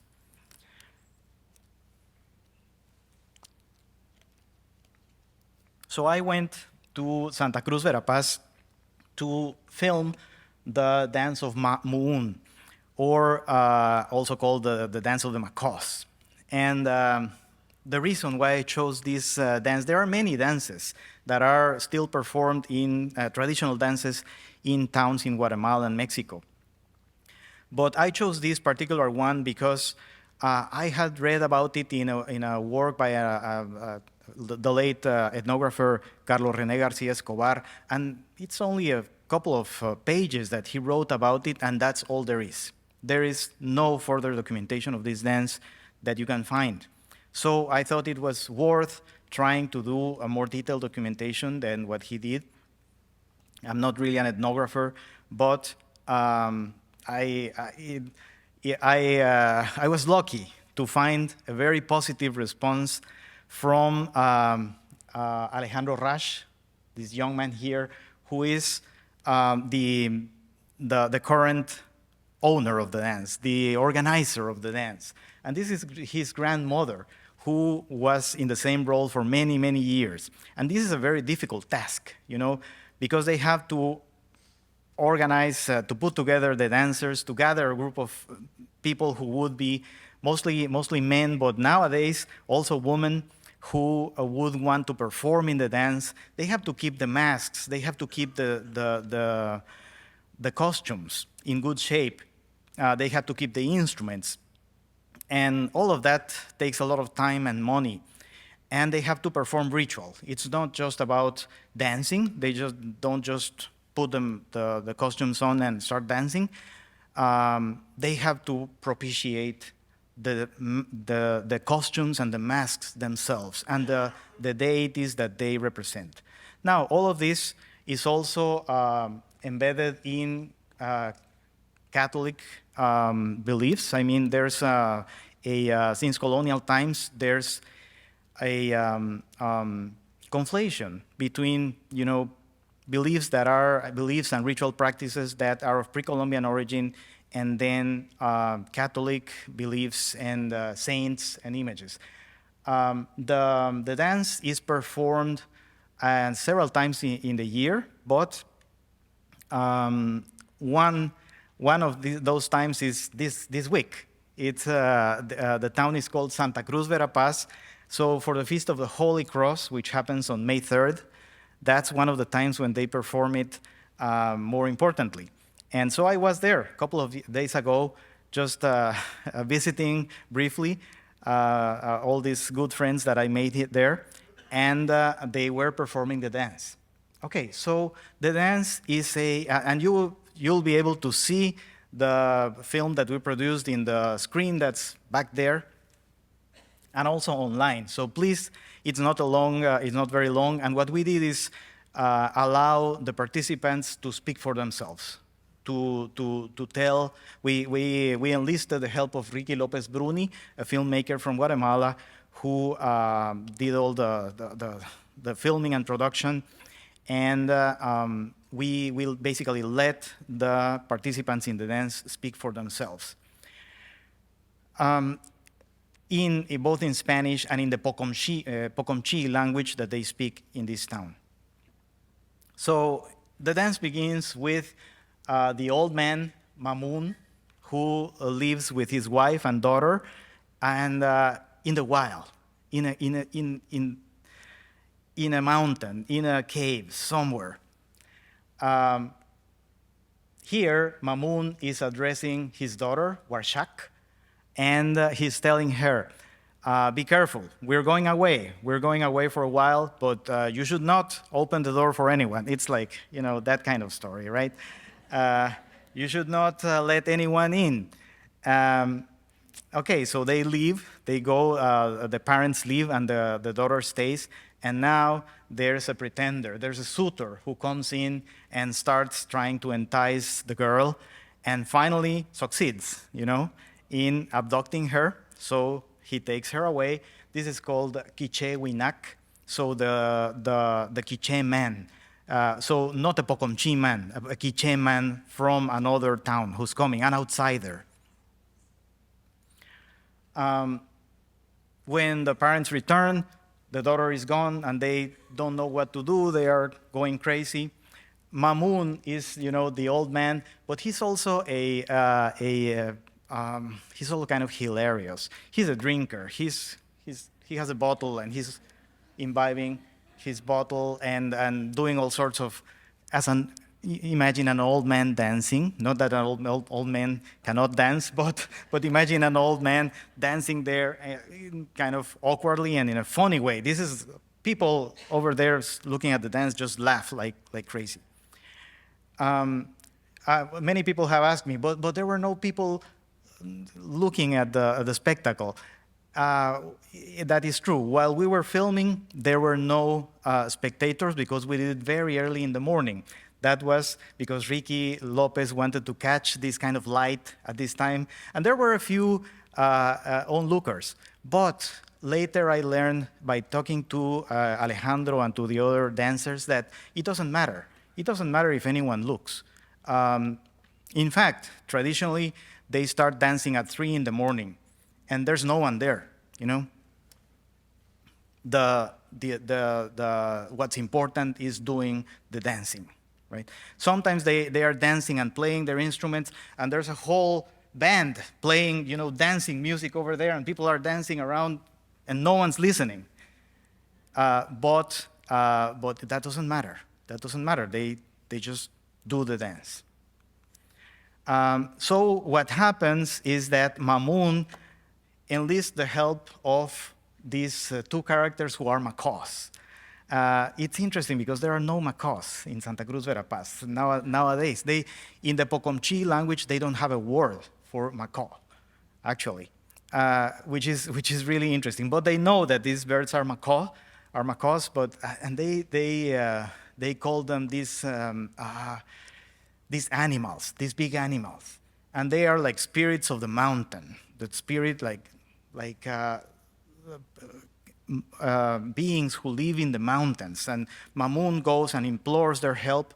Yeah, James told us a lot about the importance of mountains for the ancient Maya and other peoples in the New World. So the macaws fly, and they find the couple who has eloped. And now they bring them back, and Mamoon and Quiche Winak fight each other. Now remember that Quiche Winak is a young man and Mamoon is an old man. So against all expectations, Mamoon wins. And he kills Quiche Winak, and there he is lying on the floor. In the end, Mamoon thanks the macaws for their help, and actually by feeding them with parts of the body of Quiche Winak, who is lying down there, with the blood of Quiche Winak. So there's a lot of meaning that's attached to this. There's a generational conflict. They also see it as explaining the origin of the community. That story, there's no episode in the dance where they established the community or something, but that's what they tell. This is how the community originated. There's transgression. There's the taking of the daughter against the father's will. There's a struggle. But all of this has creative outcomes. And actually, even the death of Kichewinak, even if he's defeated, that has a creative outcome because it originates a way of thanking the gods, the way of propitiating the gods with his own body. So the origin of religious rituals, it's also about the origin of social institutions, marriage, family, the town itself.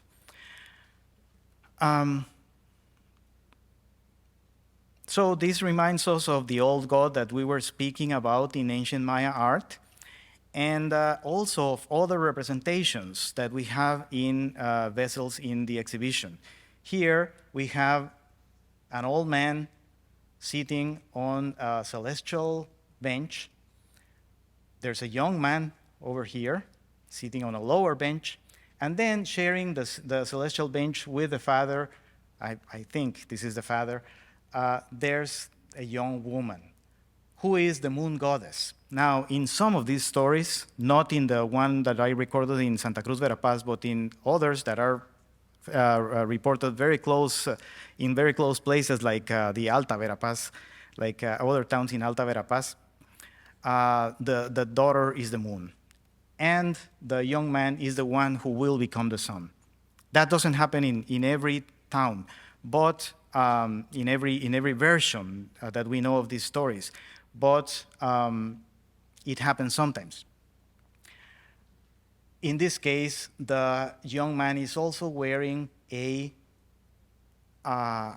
beak, a bird's beak, actually a hummingbird's beak, because we know that because of the shape of the beak and because it's piercing a flower. So this is a hummingbird. In many versions of these stories, the young man takes a magical transformation because he cannot approach the girl, right? He's forbidden. The father prevents him from coming. So he borrows the feathers of a hummingbird and then flies, and that's the way in which he eventually approaches the girl. So there's a lot of parallels that are possible, and I believe this vessel actually portrays an episode not from the same narrative, from an ancient version of a related narrative. So we need to nowadays, we have dozens of variants of these stories that people tell in different places. I think it was the same in ancient times. I don't think we should expect that all Maya vessels will relate to each other as parts of the same story. The representations on those vessels probably reflect as many variants as we now know. And importantly, this, as some scholars have put it, the implication is that man is a permanent suitor, So this has implications about the way in which man, the behavior of men and women on earth. Taking the daughter against the will of the father is just the same thing as going out to the mountains and taking down trees without asking for permission. Because first, if you want to go out and cut down a tree, first you have to ask. You have to give offerings. You have to give something in return to the owner of the mountains, because the mountains are owned by old men such as this one. Taking the bounty of the earth is just the same thing as taking the daughter of these owners in modern Maya beliefs. Yet another vessel in the exhibition that is fascinating because it shows a young woman, but this time she's inside a conch. See, this is like an X-ray. I didn't need to do X-rays on this one because the Maya did the X-ray image for me. These are the spires of the conch, see? And this is the tip. So the girl is inside the conch. And then there's an old man sitting outside. There's no text that will help us to interpret this, but I believe it may be part of another similar story. because in some versions of these stories, what we hear is that they kept the girl very well, secluded inside a room with no doors, with no windows. Sometimes in stories that were recorded in places in Mexico, they tell us that they kept her inside a jar, inside a ceramic jar, inside a box, that's closed. So no one could approach her, But the hero always finds a way of, a magical transformation that allows him to go inside somehow, and then things happen, creative things happen. Actually, here's a picture from a version of these stories from Belize, and a local illustrator, Marcelo Cho, showed a couple inside a closed room. Look, here's the lock. Here's the lock.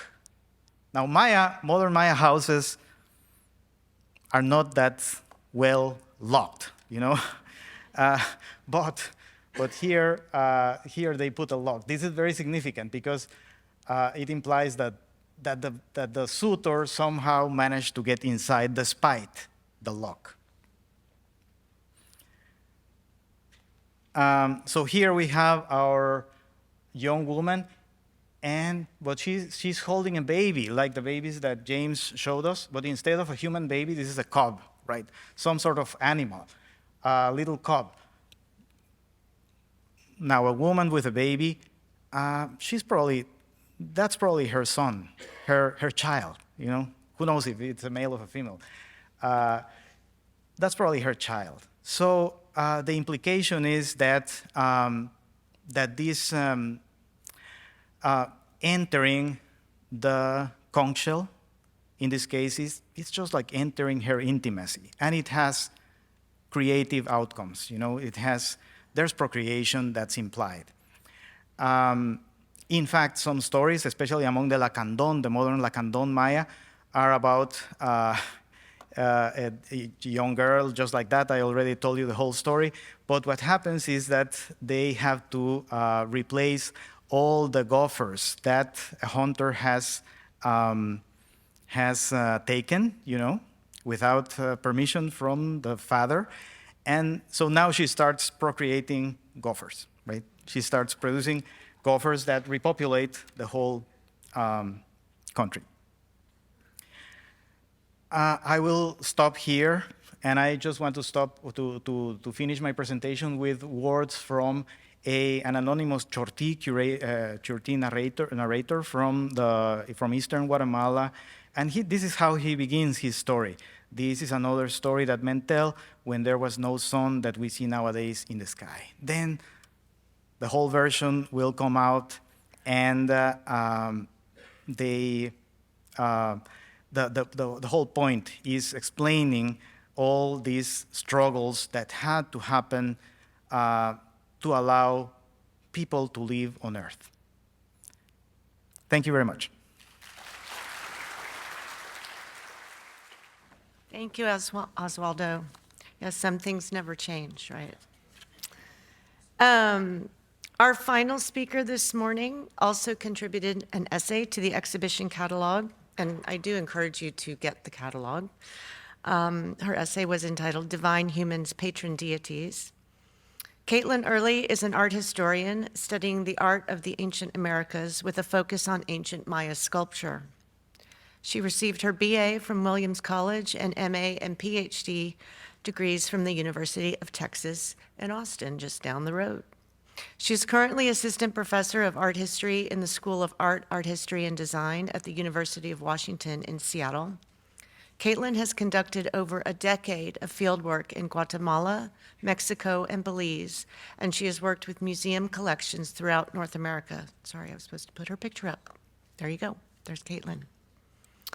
She has held fellowships at Dumbarton Oaks Research Library and the Metropolitan Museum of Art, and her work has been supported by the American Philosophical Society, the National Endowment for the Humanities, and the American Council of Learned Societies. In addition to the University of Washington, Caitlin has taught at Georgetown University, Colorado College, and the University of Nevada in Reno. Her first book, The Comitan Valley, Sculpture and Identity on the Maya Frontier, is published by the University of Texas Press this year in 2023, considers a dynamic region of Chiapas, Mexico, in which local artists created a distinctive regional style on the edge of the Maya world. Her next project examines the motif of the captive in classic Maya art. Additional research interests include cave sites. We've been talking a lot about caves today. Cave sites in highland Guatemala and the history of collecting in Chiapas and Guatemala.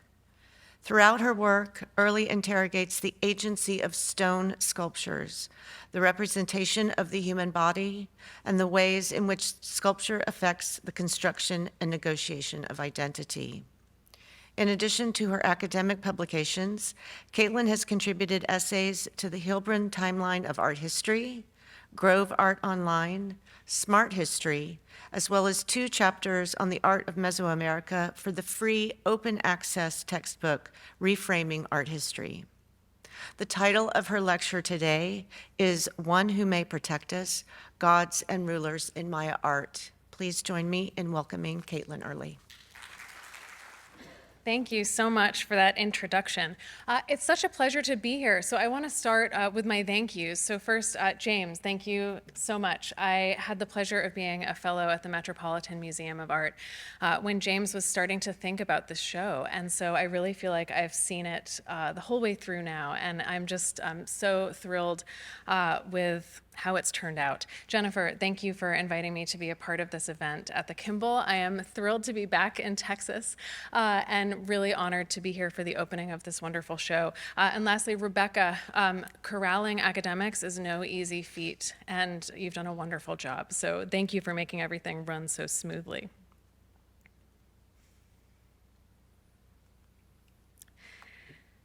Not where we thought we'd start, right? Also, I'll say, I'm talking about rulers today, and I'm so excited because there's a coronation going on even as we speak. So it feels really on topic. Okay, art history is full of moments of contact between humans and the divine. Artists have worked to capture that moment in traditions from around the world. Many of you may be familiar with this particular example, a detail from the creation of Adam, which Michelangelo painted on the ceiling of the Sistine Chapel in the early 16th century. We are looking at the center of the composition, at the moment just before the creation of mankind, when God endows Adam with life. We are left to imagine the spark of vitality that is to come. It is an electric moment of possibility. Maya artists of the classic period also envisioned such moments when humans and gods met one another. We see this on carved stone monuments, painted ceramic vessels, on wall murals and sculpted jade. The gods existed in embodied relationships with humans and other non-human beings. And although the gods were powerful beings, they also required care. We see this in the art and literature created by Maya artists in the classic period, between around 200 and 800 CE. In this talk today, we'll see how kings maintained relationships with gods who in turn took care of their communities. We will consider the ways in which divine beings manifested in physical form in ancient Maya centers. And we'll explore how the power of the gods was continuously negotiated by humans, as gods were fed and bathed, cared for and revered, but also captured in war, paraded in triumphs, and sometimes burned alive. Along the way, we'll get to know some of the most powerful Maya kings of the classic period and the masterpieces produced by courtly artists to celebrate the accomplishments of gods and kings alike. By now, you are familiar with some of the Maya pantheon and their biographies. Chaac, god of rain and storms on the left here, who dances on Codex-style vessels just a few rooms away from us. The maize god, his youthful visage, serene and beautiful, on a sculpture from Copan. These gods are sometimes referred to by specialists as universal gods. They appear throughout the Maya region for many hundreds of years, although their aspect sometimes shifts with time and place. Thanks to the decipherment of Maya hieroglyphs, we know that there were other gods in the Maya pantheon. We call them patron deities. Unlike universal gods, which appear over a wide swath of place and time, patron deities were local gods, affiliated with a specific community, and often a specific ruling dynasty. Hieroglyphic passages describe the arrival of such gods at Palenque after their birth at a place called Matwil. Many years later, the glyphs say, they touched the earth. They arrived at their new home. The Popol Vuh describes how patron deities came to the Maya, and we've seen some excerpts from the Popol Vuh already today. The Popol Vuh is a creation, or a Quiche Maya creation narrative, first written in alphabetic script in the colonial period, but it probably reflects narratives passed down in oral traditions for many centuries before. In the Popol Vuh, the first humans find themselves alone in a world of darkness, awaiting the dawn. Eventually, they travel to Toulon in search of one who may protect us, and that's where the title of this talk comes from. The Popol Vuh reads, "There they arrived to obtain their gods. They walked in crowds when the gods came out to them in succession. First among them were Balam Kitse, Balam Akab, Mahukuta, and Iki Balam, who rejoiced. We have found that for which we have searched," they said. The god named Tohil went out first, carried in his pack frame by Balam Kitse. Then went out the god named Awilish, carried by Balam Akab. Next was Hakavitz, the name of the god received by Mahukuta. Thus was the naming of the three Quiches. The Popol Vuh is clear that after obtaining their gods, the first people carried them home in their pack frames. This is our first hint that the gods were powerful, but also required humans to care for them in specific ways. We see this type of journey enacted in multiple Mesoamerican traditions, and I'm showing you here an Aztec codex, so this is not Maya, but in this codex, which is about the Aztec people traveling to find their new home, we see people walking along a path, and the first person in the procession is carrying the patron deity of the Aztec, a deity named Huitzilopochtli, on his back. And here I'll note that I really like studying patron gods because they're powerful and important and resonant in many ways, and sometimes they're also really cute. So this is Huitzilopochtli being carried on the back. This is Aztec. We see this in the Maya area too. This is a carved panel from the site of Chupa, and it shows a woman who is probably carrying a patron deity on her back. This small figure peeks out from a sling, much like a small child. This metaphor is most likely intentional. The way that patron deities are described in hieroglyphic passages use some of the same words that are used to talk about parents and children. In her hands, she holds an object that is used in other images to display patron gods. So we get the sense that she's on her way somewhere to do something with the god on her back. Once settled in a specific community, patron gods took part in local affairs. They supervised important events and lent their legitimacy to actions undertaken by the royal court. In return, these gods were cared for. The glyphs describe these acts of care. Inscriptions at a variety of sites describe the bathing of patron deities, while texts at Palenque describe rulers at the site dressing patron deities in headdresses, necklaces, and ear flares. According to the hieroglyphs, patron gods were often fed. A lintel at Yaxchilan describes the capture of a noble from Calakmul, who was then eaten by two of Yaxchilan's patron gods, while Palenque texts refer to patron deities drinking to celebrate an assembly of foreign lords and their gods. Patron deities were housed in communities as well, and that's what we're looking at here. This is a model of a house from Copan. It's only 34 inches tall, so it's quite small, and it's labeled as a sleeping place for the gods. On the roof of the house, a skeletal head with curling smoke scrolls may reference the name of the patron deity, while a figure on the side of the house represents a god more generally. And this is the figure on the side of the house. This might be familiar to us from James's presentation. So this is Ku, which represents this kind of general form of gods. These acts of care were possible because for the Maya, the gods took physical form. We see patron deities depicted in a variety of different media, including stone sculpture and painted ceramic vessels.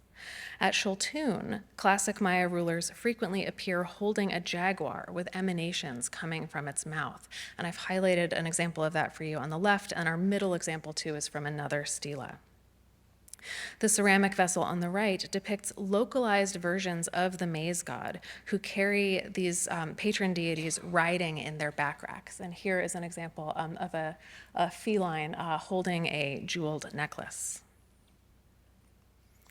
At Chinchilla, one of the sites where I work on the western frontier of the Maya region, kings also appear with small beings that may represent patron deities. So what we're looking at here in both sculptures is a ruler who's standing on the right side of the stela. So here's our ruler. This is his face right here. Here's another ruler right here. And both of them are gesturing out toward these kneeling subordinates. So there's a smaller figure right here. This is his face. And another smaller figure right here.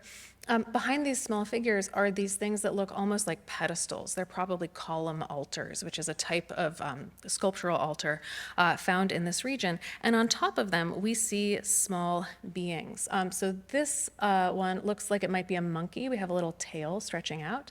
And this one over here is some sort of bird. These figures perch atop pedestal altars on a number of different stelae from this site. They're often animals, but sometimes they have anthropomorphic features, and they seem to take part in the ceremonies being depicted. They dance and sing and move. The patron gods depicted in low relief on sculptures probably existed in physical form, an idea we'll explore in more detail shortly. In addition to existing as effigies or sculptures, gods could also be impersonated or summoned by kings. In some cases, rulers are pictured in the act of impersonation, in which they take on the identity of a particular deity. And I'll highlight here Naranjo Stela 30, which is on the right side of our screen. Here's our ruler. So again, his face is right up here. And we can see that he is wearing something on his face. It's a little bit hard to make out. And he's dressed in a lot of fancy gear. He's holding this long staff or stick, and he's standing on a captive down here. He is impersonating here a deity called the jaguar god of the underworld. The glyphs make clear that we can understand this sort of impersonation as a layering of identities rather than a displacement. In other words, when we see kings who are impersonating deities, they're not playing pretend. They're not in a play. Instead, rulers who are impersonating gods were understood to embody both beings in an act that some scholars have called concurrence. Whether as effigies or merged with kings and queens then, the gods in the classic Maya world were lively forces who extended beyond individual bodies. Negotiating their divine force was a key part of the responsibilities of rulers. Lives of the Gods offers us really an unparalleled opportunity to encounter some of those divine beings and the narratives about them.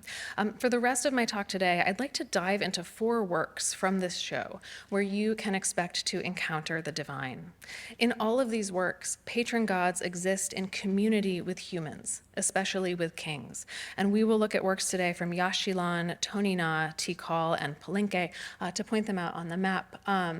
Yaxchilan is here, Tonina and Palenque are right over here, and then Tikal is in the central Petén over here. So we'll take a quick tour of the Maya region. We'll start at the river city of Yaxchilan, which was a classic Maya city built along the banks of the Usumacinta River, which today marks the boundary between Mexico and Guatemala. Just off the main plaza, Structure 23 was a typical Yaxchilan-style building, long and shallow, with 3 doorways providing access to the main room. Each doorway was topped with a carved lintel. The lintel is the upper part of a doorway, so when you walk through a door, the lintel is going to be horizontal and right above your head as you pass through. The lintels in this building were put in place to celebrate the dedication of the building in 726 CE, and they all feature a royal woman named Ish Kabal Shok. She was one of the wives of the king of Yaxchilan, a man we call Shield Jaguar III. These lintels are carved in fairly high relief, and they would have been painted. Other lintels from the Usumacinta region, and here I'm showing you one from the collection of the Metropolitan Museum of Art, retain their original paint. One of the panels in the Kimball collection, in the permanent collection upstairs, also has these really lovely residue, essentially, from the paint that used to cover its surface. What I hope this image makes clear is that the paint would have highlighted some details and potentially obscured others, adding to this difficult experience of reading a sculpture that's placed above your head. Here in Lives of the Gods, we have the pleasure to see lintel 25, which is the middle lintel from structure 23. On this lintel, we see Lady Chaac on the lower right holding a bowl. And this is her face right here, so she's looking up. She is dressed in beautiful textiles, and I encourage you to take a few minutes upstairs to really take in her outfit. She wears a woven huipil, its sleeves dangling luxuriously over her lap. It is knotted at the waist, and another textile element drapes across the floor. And I have to tell you, this part down here, it really always jumps out at me because I imagine her ladies-in-waiting arranging her textiles, right, as if she's posing for a portrait. She wears jewels as well, a jade collar that covers the upper part of her torso with a large pendant in the center, as well as jade wrist cuffs, earrings, and a centipede headdress. This is a woman dripping with wealth and with power.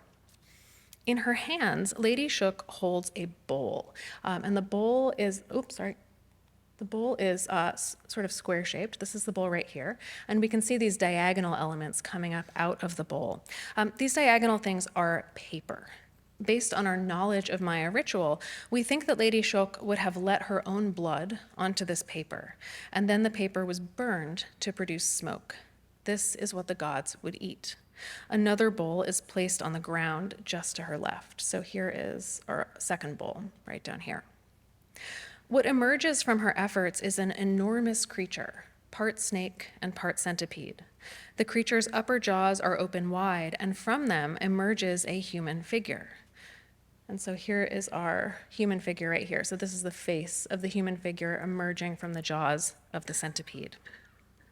This is probably Shield Jaguar III, Lady Chaac's husband, and the king of Yaxchilan. He looks down at his wife, and she looks up at him. But he appears in the guise of someone else. We can see this because he's wearing a mask. We can see the profile of the mask right in front of his face, almost like X-ray vision. This is appropriate. We're summoning something, right? It looks otherworldly, inhuman, with a large bug-like eye and an open mouth with dripping elements. The text helps us understand what's going on here. The glyphs say that in this ritual, Lady Chaac has conjured the martial power of a deity named Chaac or Chaac. This is a patron deity of Yaxchilan. This patron god was specifically affiliated with Shield Jaguar III and was associated with warfare. This is in line with the spear and shield that the king is carrying. In the guise of his patron god, Shield Jaguar III appears here, ready for battle. This lintel makes clear that conjuring the gods was crucial for success in warfare, and that the role of women was key to making it happen. The historical context of this lintel helps us understand why it may have been commissioned. These are some of the first works of art to appear at Yaxchilan after a 150-year absence. We know that the site was occupied during that time, but as far as we can tell, no new monuments were being erected. The current consensus is that during this time period, Yaxchilan may have been subordinate to a foreign power. So these lintels, some of the first new sculptures produced at the site in over a century, are powerful statements on the part of the king that he is back on the scene.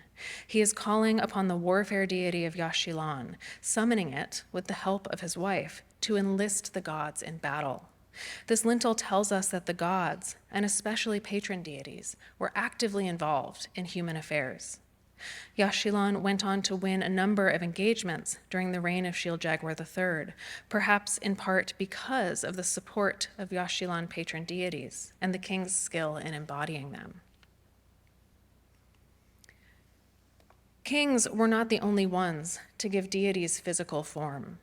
On the western edge of the Maya world, at the hilltop center of Tonina, we see what might have happened to those who did not prevail in battle. We know from a plethora of artistic depictions that classic Maya battles involved taking captives. Some of those captives were returned home, perhaps ransomed, while others were likely sacrificed. Images of captives show them squished beneath the feet of rulers or cowering before them. And I would encourage you, as you enter the exhibition upstairs, to notice not just the towering king who greets you on Stela 51, but also the prone captive underneath his feet. At Tonina, artists created a series of captives on the 5th level of the Acropolis. The captive sculptures were placed in shallow niches on the lower level of a bench. The artists used the strict limitations of their canvas to emphasize the contorted bodies of each captive.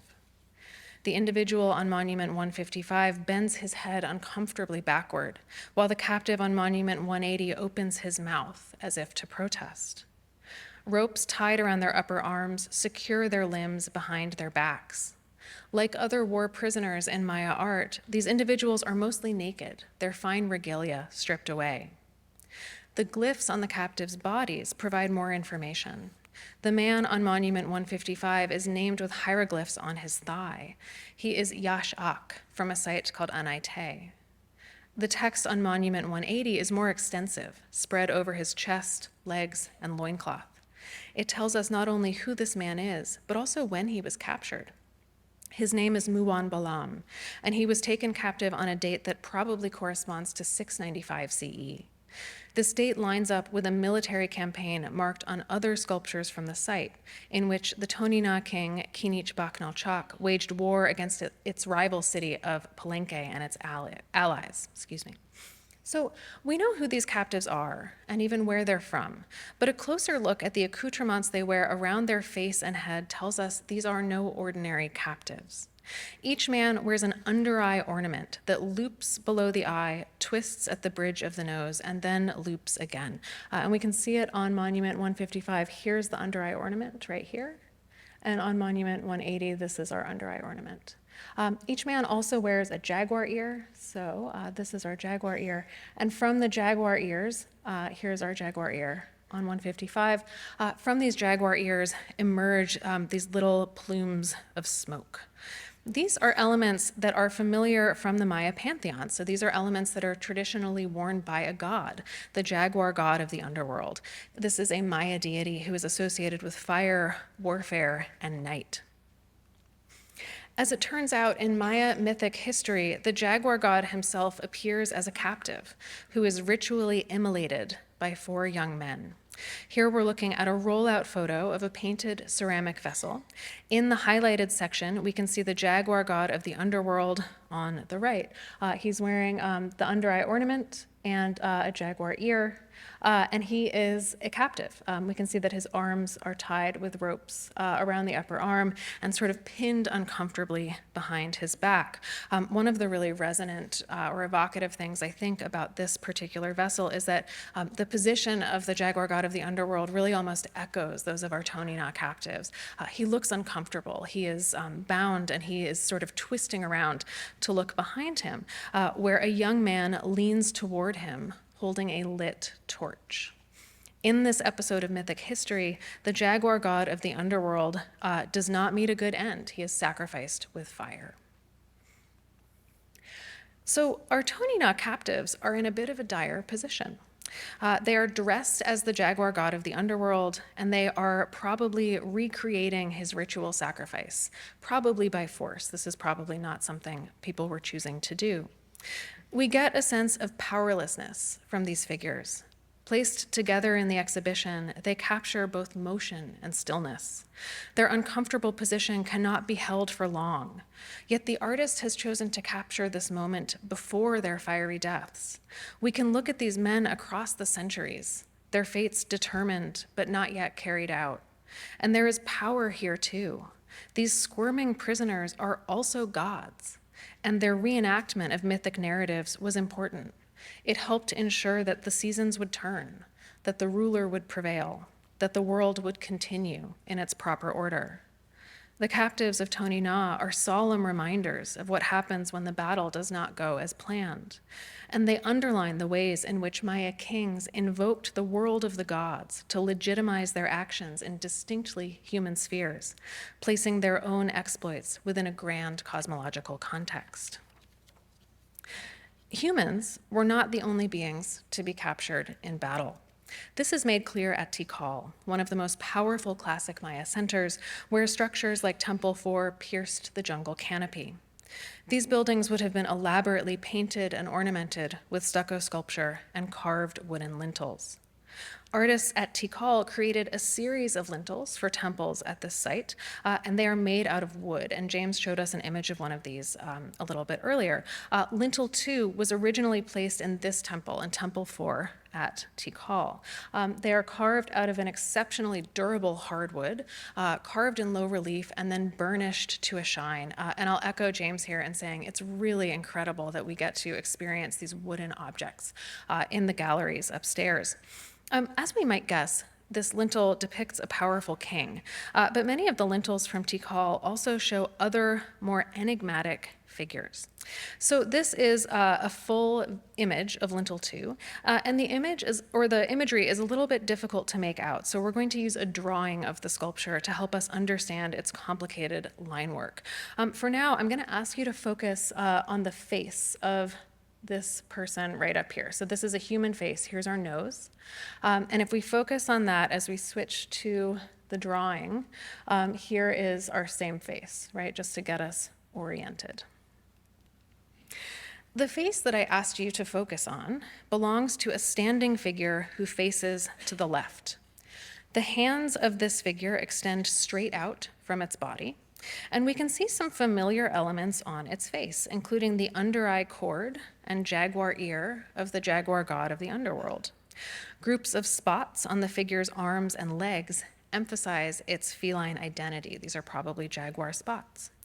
The figure wears an elaborate headdress and back rack, and another element extends in front of its face. This is the largest figure on the lintel, and we might expect it to depict a king, but that's not what it is. The king, in fact, is seated below this figure on a small cylindrical throne, and this part of the lintel is not in great shape, but here is the head of the king. So this is his nose right here. So our king is seated, here are his knees, and this is the throne he's sitting on. We can see he's carrying a scepter and kind of appearing here in the pomp that one might expect of a Maya king. Artists have depicted him in profile, and he carries a round shield in one hand and a cowheel scepter in the other. Okay, so how do we make sense of this standing figure? Who in Maya art would be depicted larger than a king? Only a god, and that is in fact what we are looking at. So the standing figure is a deity who we call the hummingbird jaguar, and he is a patron deity. But this is not a patron deity of Tikal. Instead, this is a god who lives at another site called Naranjo. So why is a Naranjo patron deity appearing with the king of Tikal? Because the deity is a captive. The glyphs help us understand what's going on here. They tell us that Tikal went to war against its enemy Naranjo in 744 CE, and Tikal won. As part of their victory, Tikal took captives, including the hummingbird jaguar, a patron deity of the king of Naranjo. 3 years later, the Tikal king showed off his victory, processing through his city of Tikal. And that procession is what we're looking at here. This is a Tikal king celebrating his victory over Naranjo. There's some other really cool stuff happening here, though, and other depictions from Maya art help us see this a little bit more clearly. So these are two comparative images. On the left, I'm showing you a drawing of graffiti from Tikal. So this is a pretty, this is not a formal work. This is not commissioned by a king. It was scratched into the side of a hallway at Tikal by an unknown artist and later recorded by archaeologists. The graffiti imagery depicts a hulking figure who may look familiar. The figure stands, arms outstretched, over a relatively small seated king. So here's our hulking figure, arms outstretched. We can see that this figure has something extending in front of its face, just like the figure on our Tikal lintel. This is one of the things that identifies this figure as the hummingbird jaguar, and we saw this in Osvaldo's talk. This is a beak, so this long skinny thing is a beak, and the circle is a flower that's being pierced by that hummingbird beak. Okay, so on this graffiti image, we can identify our seated king, we can identify the hummingbird jaguar. What's going on the bottom of this image, though, is a big clue to what we're actually looking at. So at the base of this object, we can see poles that seem to emerge from the ends, and humans carrying them. So it's the graffiti that tells us that this whole contraption is a litter or a palanquin. This entire thing would have been carried on the shoulders of people by those poles who are extending from its base, ferrying the king and the deity around, much like a parade float. So when the king in these inscriptions talks about processing through Tikal, he is literally processing through Tikal on an enormous contraption topped with an enemy's god. A similar litter is depicted on a vase from Naranjo, and that's what I'm showing you here on the right. And so this one looks a little bit different, perhaps because of the compressed space of the vessel. So the artist here had a little bit less room to play with. It may also only be partially assembled because the king isn't in it. So on this rollout vessel, the king is sitting over here, but this is the palanquin right here, the litter. So here's the base. And then here is our hummingbird jaguar on the top, right? He's sort of scrunched up because he's inside. And here is this same hummingbird beak and flower emerging from the face. And we can see that this individual is covered in spots. So this is our hummingbird jaguar. This ceramic vessel that I'm showing you here on the right is from Naranjo, and it's actually from about a century earlier than this battle between Tikal and Naranjo. So what that tells us is that not only is this huge thing a litter that would have been carried around the site, but that it existed at Naranjo for at least a century before Tikal took it, captive. If we return to lintel 2 then, we can see, and here's the photo and the drawing, we're looking at a pretty remarkable scene. That enormous deity with its arms outstretched is not a metaphor. It is a god, and it existed in physical form as an effigy. It was probably made of perishable materials, including wood, textiles, and paper. This enormous deity sculpture would have been carried on a litter with the king himself. This scene tells us that victories in battle were celebrated in Maya centers, perhaps much like Roman triumphs. And it also tells us that the gods themselves could be taken captive in war. By appearing with Naranjo's hummingbird jaguar, the king of Tikal asserted his power to capture the gods, claiming this patron deity for himself. In doing so, he implied the divine abdication of Naranjo. Tikal's enemy, he suggests here, was defeated so thoroughly that even its gods had left. This lintel has suffered damage over time, and its low relief carving is sometimes hard to make out. But as you experience this work in the gallery, notice how deeply carved the face of the hummingbird jaguar is, even compared to its body and headdress.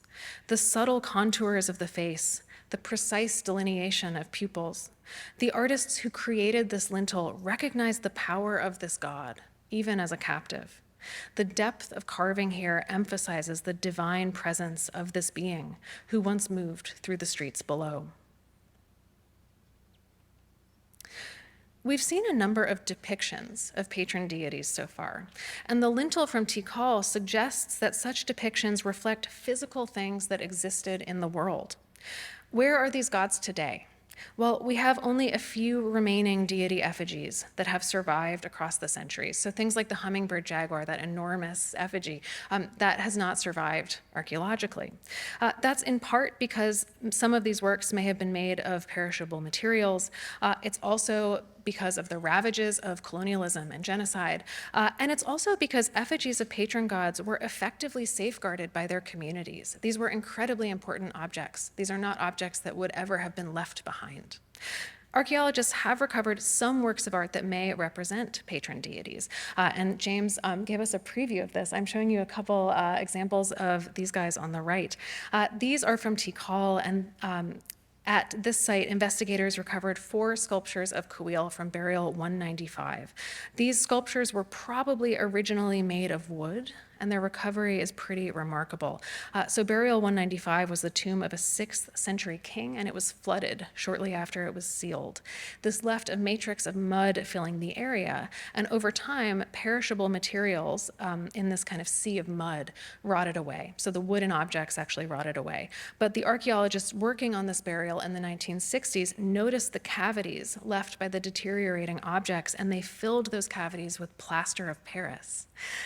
In some cases, the plaster picked up not just the shape of the objects that used to be there, but also the painted stucco that once covered those objects. So that's what we're looking at here, the recovered remains of 4 sculptures depicting the god Kawil.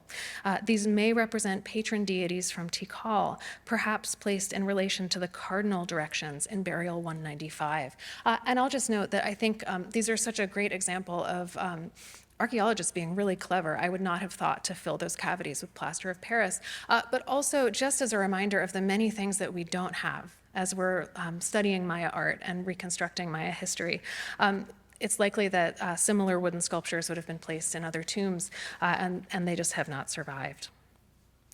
So these are potential deity effigies. One of the very few other deity effigies comes from the tomb of Kinich Hanab Pakal, who is the king of Palenque, and we call him Pakal for short. During his reign in the 7th century, Pakal oversaw the expansion of Palenque into a regional power, and he was buried in an elaborate tomb inside the Temple of the Inscriptions. And I'm showing you what Palenque looks like today, and then a reconstruction of what this site might have looked like. This is the Temple of the Inscriptions right here. Here it is in the reconstructions.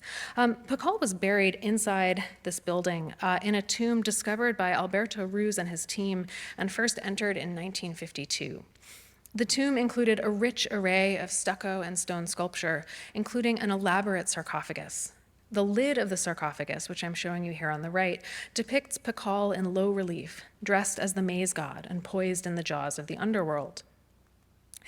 Inside the sarcophagus, his richly anointed remains were covered in jade jewelry and accoutrements, and here I'm showing you a reconstruction of some of that jewelry in relation to where it was placed on his body on the left.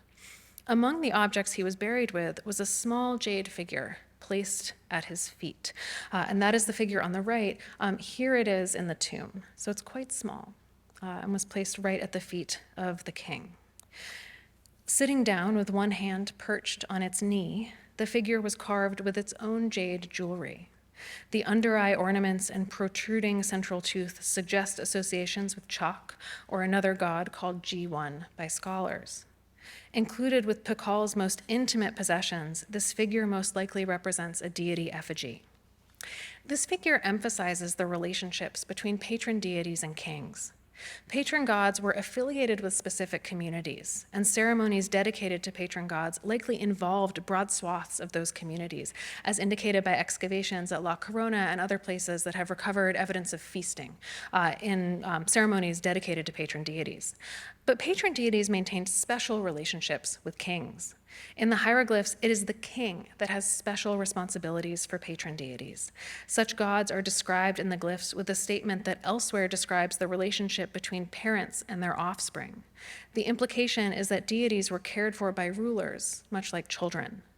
If this is a deity effigy, then, it is one that was personal to Pakal, small enough to be held in the hand, but made from the most powerful material worked by Maya artists, and buried with the king himself. This sculpture feels intimate and personal, and it was also potentially alive. We know from hieroglyphic evidence that sculptures in the Maya world were not mere representations. Instead, they could contain elements of the vital essence of living things. Animacy for the classic Maya was fluid and extendable. It could move between humans and non-humans. Works of art, in other words, could live. This is especially true when it comes to deity effigies.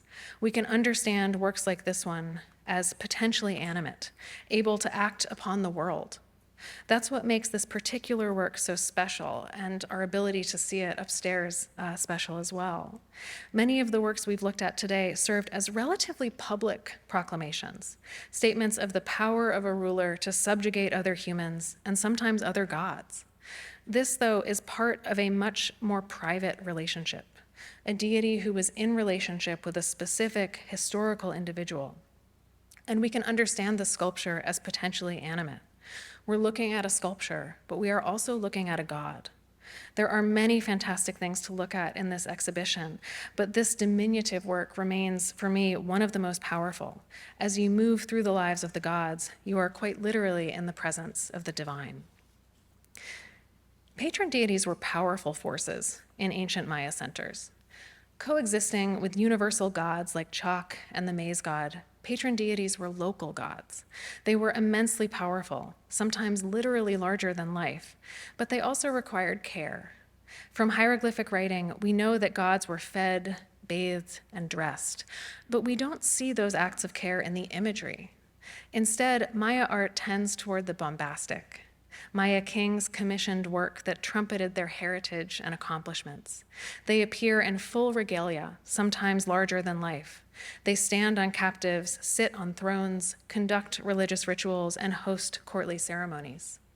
Rulers commissioned work that placed their accomplishments within grand mythological narratives, from the sacrifice of war captives as the jaguar god of the underworld to the parading of captured deities. Underlying all of this royal imagery were relationships with the gods. One of the things that I think is really special about this show is that it helps us see through some of that bombastic imagery. We see moments of care between kings and their personal deities, between communities and the gods that helped them thrive. We get glimpses not only of the public moments, but also of the private ones, of those moments of connection between human and divine. That's what I have for you today. Thank you so much.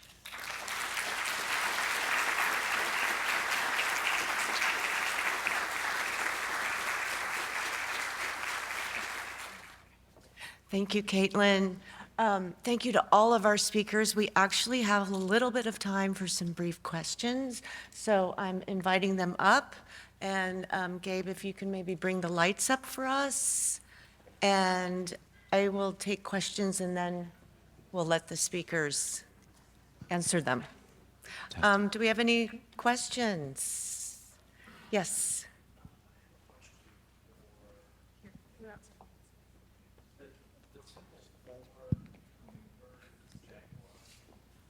Lintel, that's different from the typical one jaguar.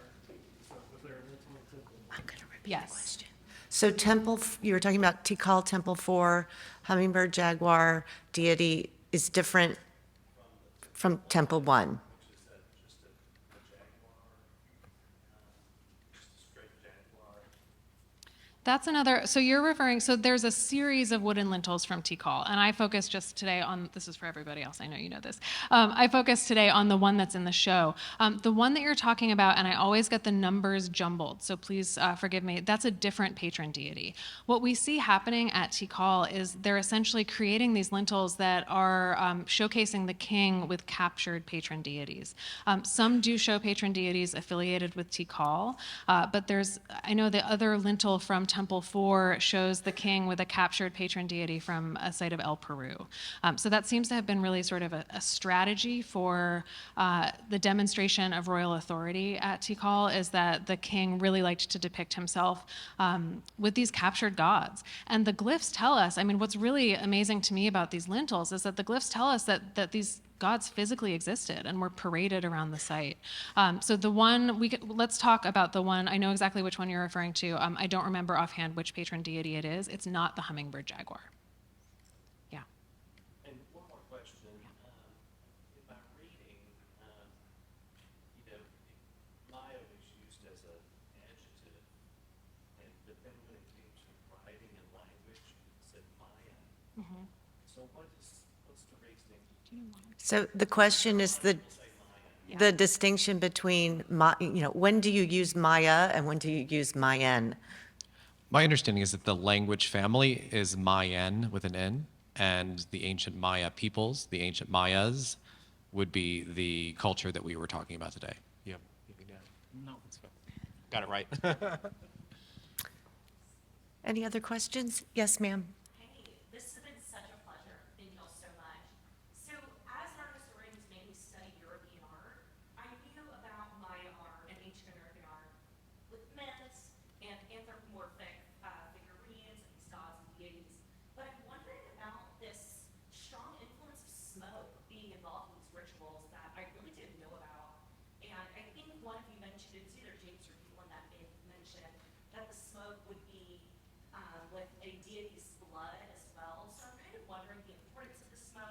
maybe what was burned to create the smoke, how it was involved within the rituals. Thanks so much. Yeah, thanks for that question. That's such a great one. Absolutely. So we see smoke everywhere. And I will say, there's a lot of sort of curly stuff in Maya iconography, and sometimes it's clearly smoke, and sometimes it's not 100% sure, or we're not 100% sure what it is, because in some cases, blood is also represented with the same scrolls. Speech can be represented with the same scrolls. So it's this idea of something that kind of moves through the air. In general, yes, a lot of Maya ritual in the classic period involved burning things, and you can see some of that upstairs, like the censer stands. Like those were for the burning of incense. So we know that burning would have been considered really, really important. It was a key part of Maya rituals. Often copal. What else is burned besides paper? Yeah, Paper. and then this idea of burning paper. This is one of the modes of what's often called auto-sacrifice. So one of the ways that you can kind of honor or feed the gods is to let your own blood onto paper and then burn it. And rubber. Yeah, remember, San Bartolo has those rubber balls, right? That are Yeah. But yes, absolutely. They're burning all kinds of things. What I think is really fascinating, and what I encourage you to keep looking at is, this idea that sometimes it's smoke and sometimes it's like misty stuff, and we're not 100% sure what it is. Maybe some of the other curvatures could be of the serpent or of a centipede, or it's really interesting to digest these reliefs and how ornate they are. Yes. And it's been really hard for me to visualize them. I really appreciate all three of the speakers focusing on one. Thanks. Thank you all so much. Yes, sir. On the interpretation of this, was there a breakthrough moment, See here. or was it just a long progression of things? Yes, there were breakthroughs. First, in the 19th century, when people like the German scholar Ernst Forstmann basically unraveled the mechanics of the calendar. And he did that basically through mathematical studies of the numbers in the codices especially. The next real breakthrough happened in the 1950s when Russian scholar Yuri Knorosov was proposed a way to identify syllables and word signs, what we call logograms, in Maya writing. So basically, he advanced a phonetic method to read the Maya hieroglyphs. There was also yet another breakthrough, but the thing is, it was a gradual process, just like creation. In the 1960s, when another scholar of Russian origin, Tatiana Proskoryakov, was able to identify the names of kings and queens in the Maya inscriptions, and even without being able to read them, but just identify where the names would be found and where some significant events in the lives of the kings would be present in the Maya inscriptions. It was only in the beginning in the 1980s when scholars were able to put all of this together and really systematically begin to decipher a larger number of signs of individual characters as logograms and syllables in the Maya writing, fill up a syllabic chart that still partly still has a couple of blanks in it. So eventually, all of this led to a very full reading, but still incomplete thought. It's an ongoing process. I just want to add, I think that's one of the really wonderful things about this field is that we're still just learning so much from new decipherments. And also, there's a really great movie about the decipherment of Maya hieroglyphs called Breaking the Maya Code. And I assign it to my students every semester, and they are all like, "Ugh, we don't want to watch a movie about this." And then at the end, they're like, "That was really good." And I'm like, "I know." So yeah, I think it's available on various streaming platforms, but it's a really nice kind of walkthrough of the many people who contributed to the decipherment. Yes. Yes. So you had shown us pieces of that wonderful dance and, you know, this whole culture. How much of a relationship or a recapturing of Mayan culture is happening now with the people who still live there from what you guys are doing? Is there a movement to kind of embrace the old ways or understand the old ways or compare what's happening in the folklore with what you're learning from the past? Yes, there is. There's, with the decipherment of Maya writing, that kind of has created some enthusiasm among some Maya intellectuals, and they have started creating new text. I don't think there's still a corpus of literature in the Maya written in the Maya hieroglyphs that's modern, but certainly some Maya scholars and artists are recapturing the Maya writing system and revitalizing it, adapting it as well to write the modern languages. Maya culture is something that's not static, not static.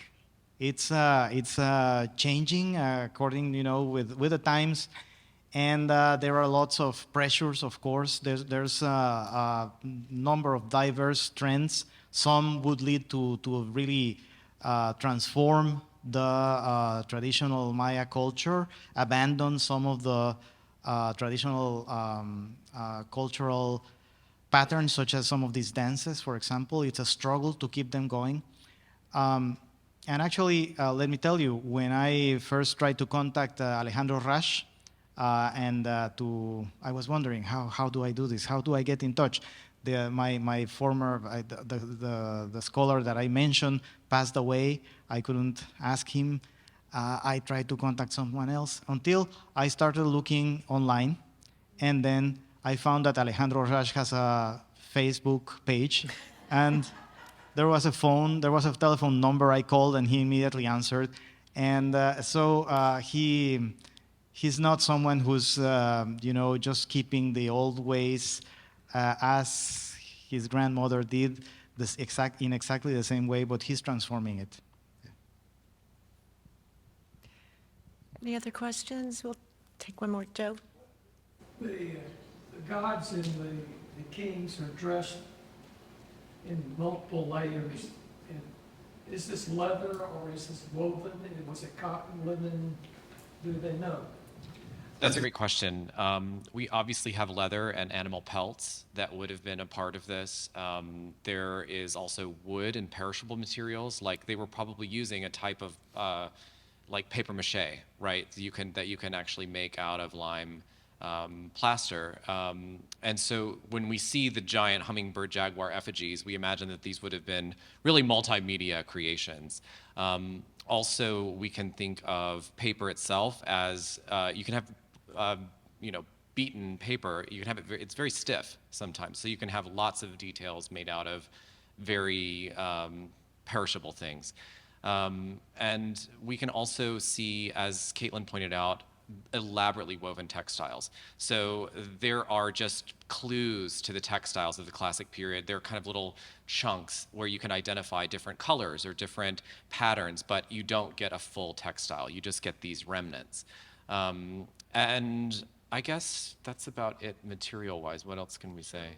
Shell, bone, ornamentation, and the Quetzal feathers obviously would have been a very important trade item because Quetzals don't really live in the lowland area. They would be coming more from Alta Verapaz or from places with more elevation. So a lot of materials were moving around that would go into some of these costumes and effigies. We'll take one more question. I was wondering what you can convey about the status of the artists who made the objects that you were showing and the relationship of their talents to the Agents? well, to the societies in which they live. Many authors have written about this in regard to the sculptor's signatures because often they have clues to ties to the royal family. So these would be sort of royal family members or close courtiers, right, that would have been living in the palace as a part of these larger machinations of political city-states, right? And I also kind of like to think that maybe somebody could have been really talented, you know, maybe not born into the royal family, maybe not, but you know, we can think of people like Leonardo da Vinci, you know, didn't really have a noble birth, but was just clearly on top of things, right? So we don't have that. I mean, I'm just speculating, right? But so we don't have those stories. But I would like to think that because artistic talent was something that was seen as divine, we have divine scribes, right? They're connected with these beyond the daily life forces. I think if somebody could perhaps be really talented, they could be plucked up by the king and asked to make things, but I don't know. Archaeologists have excavated buildings that are believed to be the houses of scribes because they have found tools. They have found, you know, very fine mortars to make pigments. They have found the cut shells, conch shells that were used as ink pots. And so, so there's some archaeological evidence about the high status of scribes and artists. Also carving instruments at some places.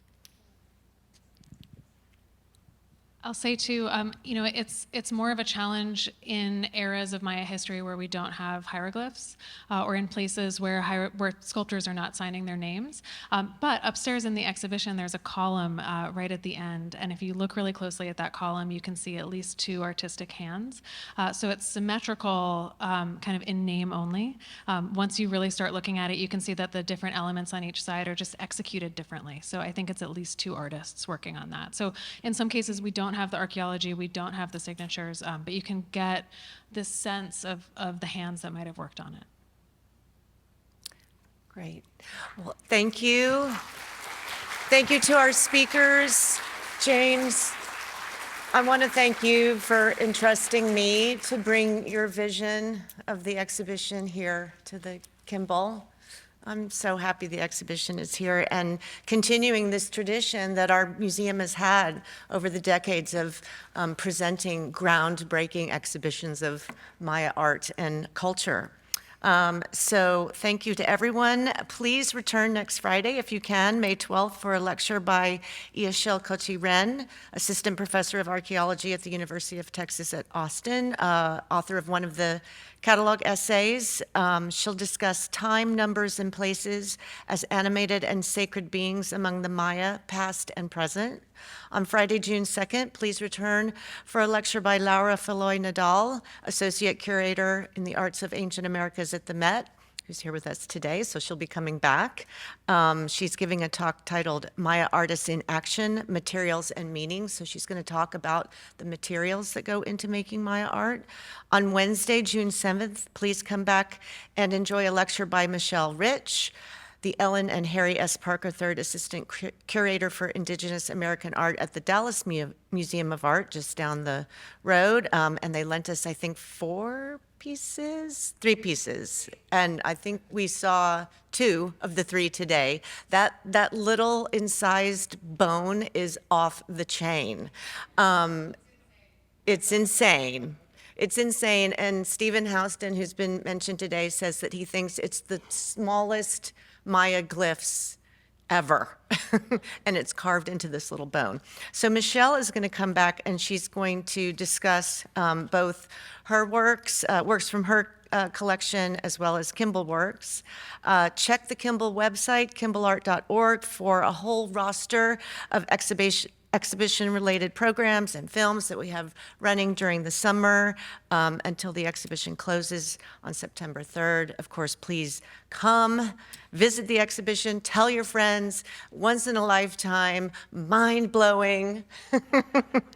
Come see the show, and as you experience the exhibition, please share your photos on social media and tag us at the Kimball Art Museum. Thank you so much.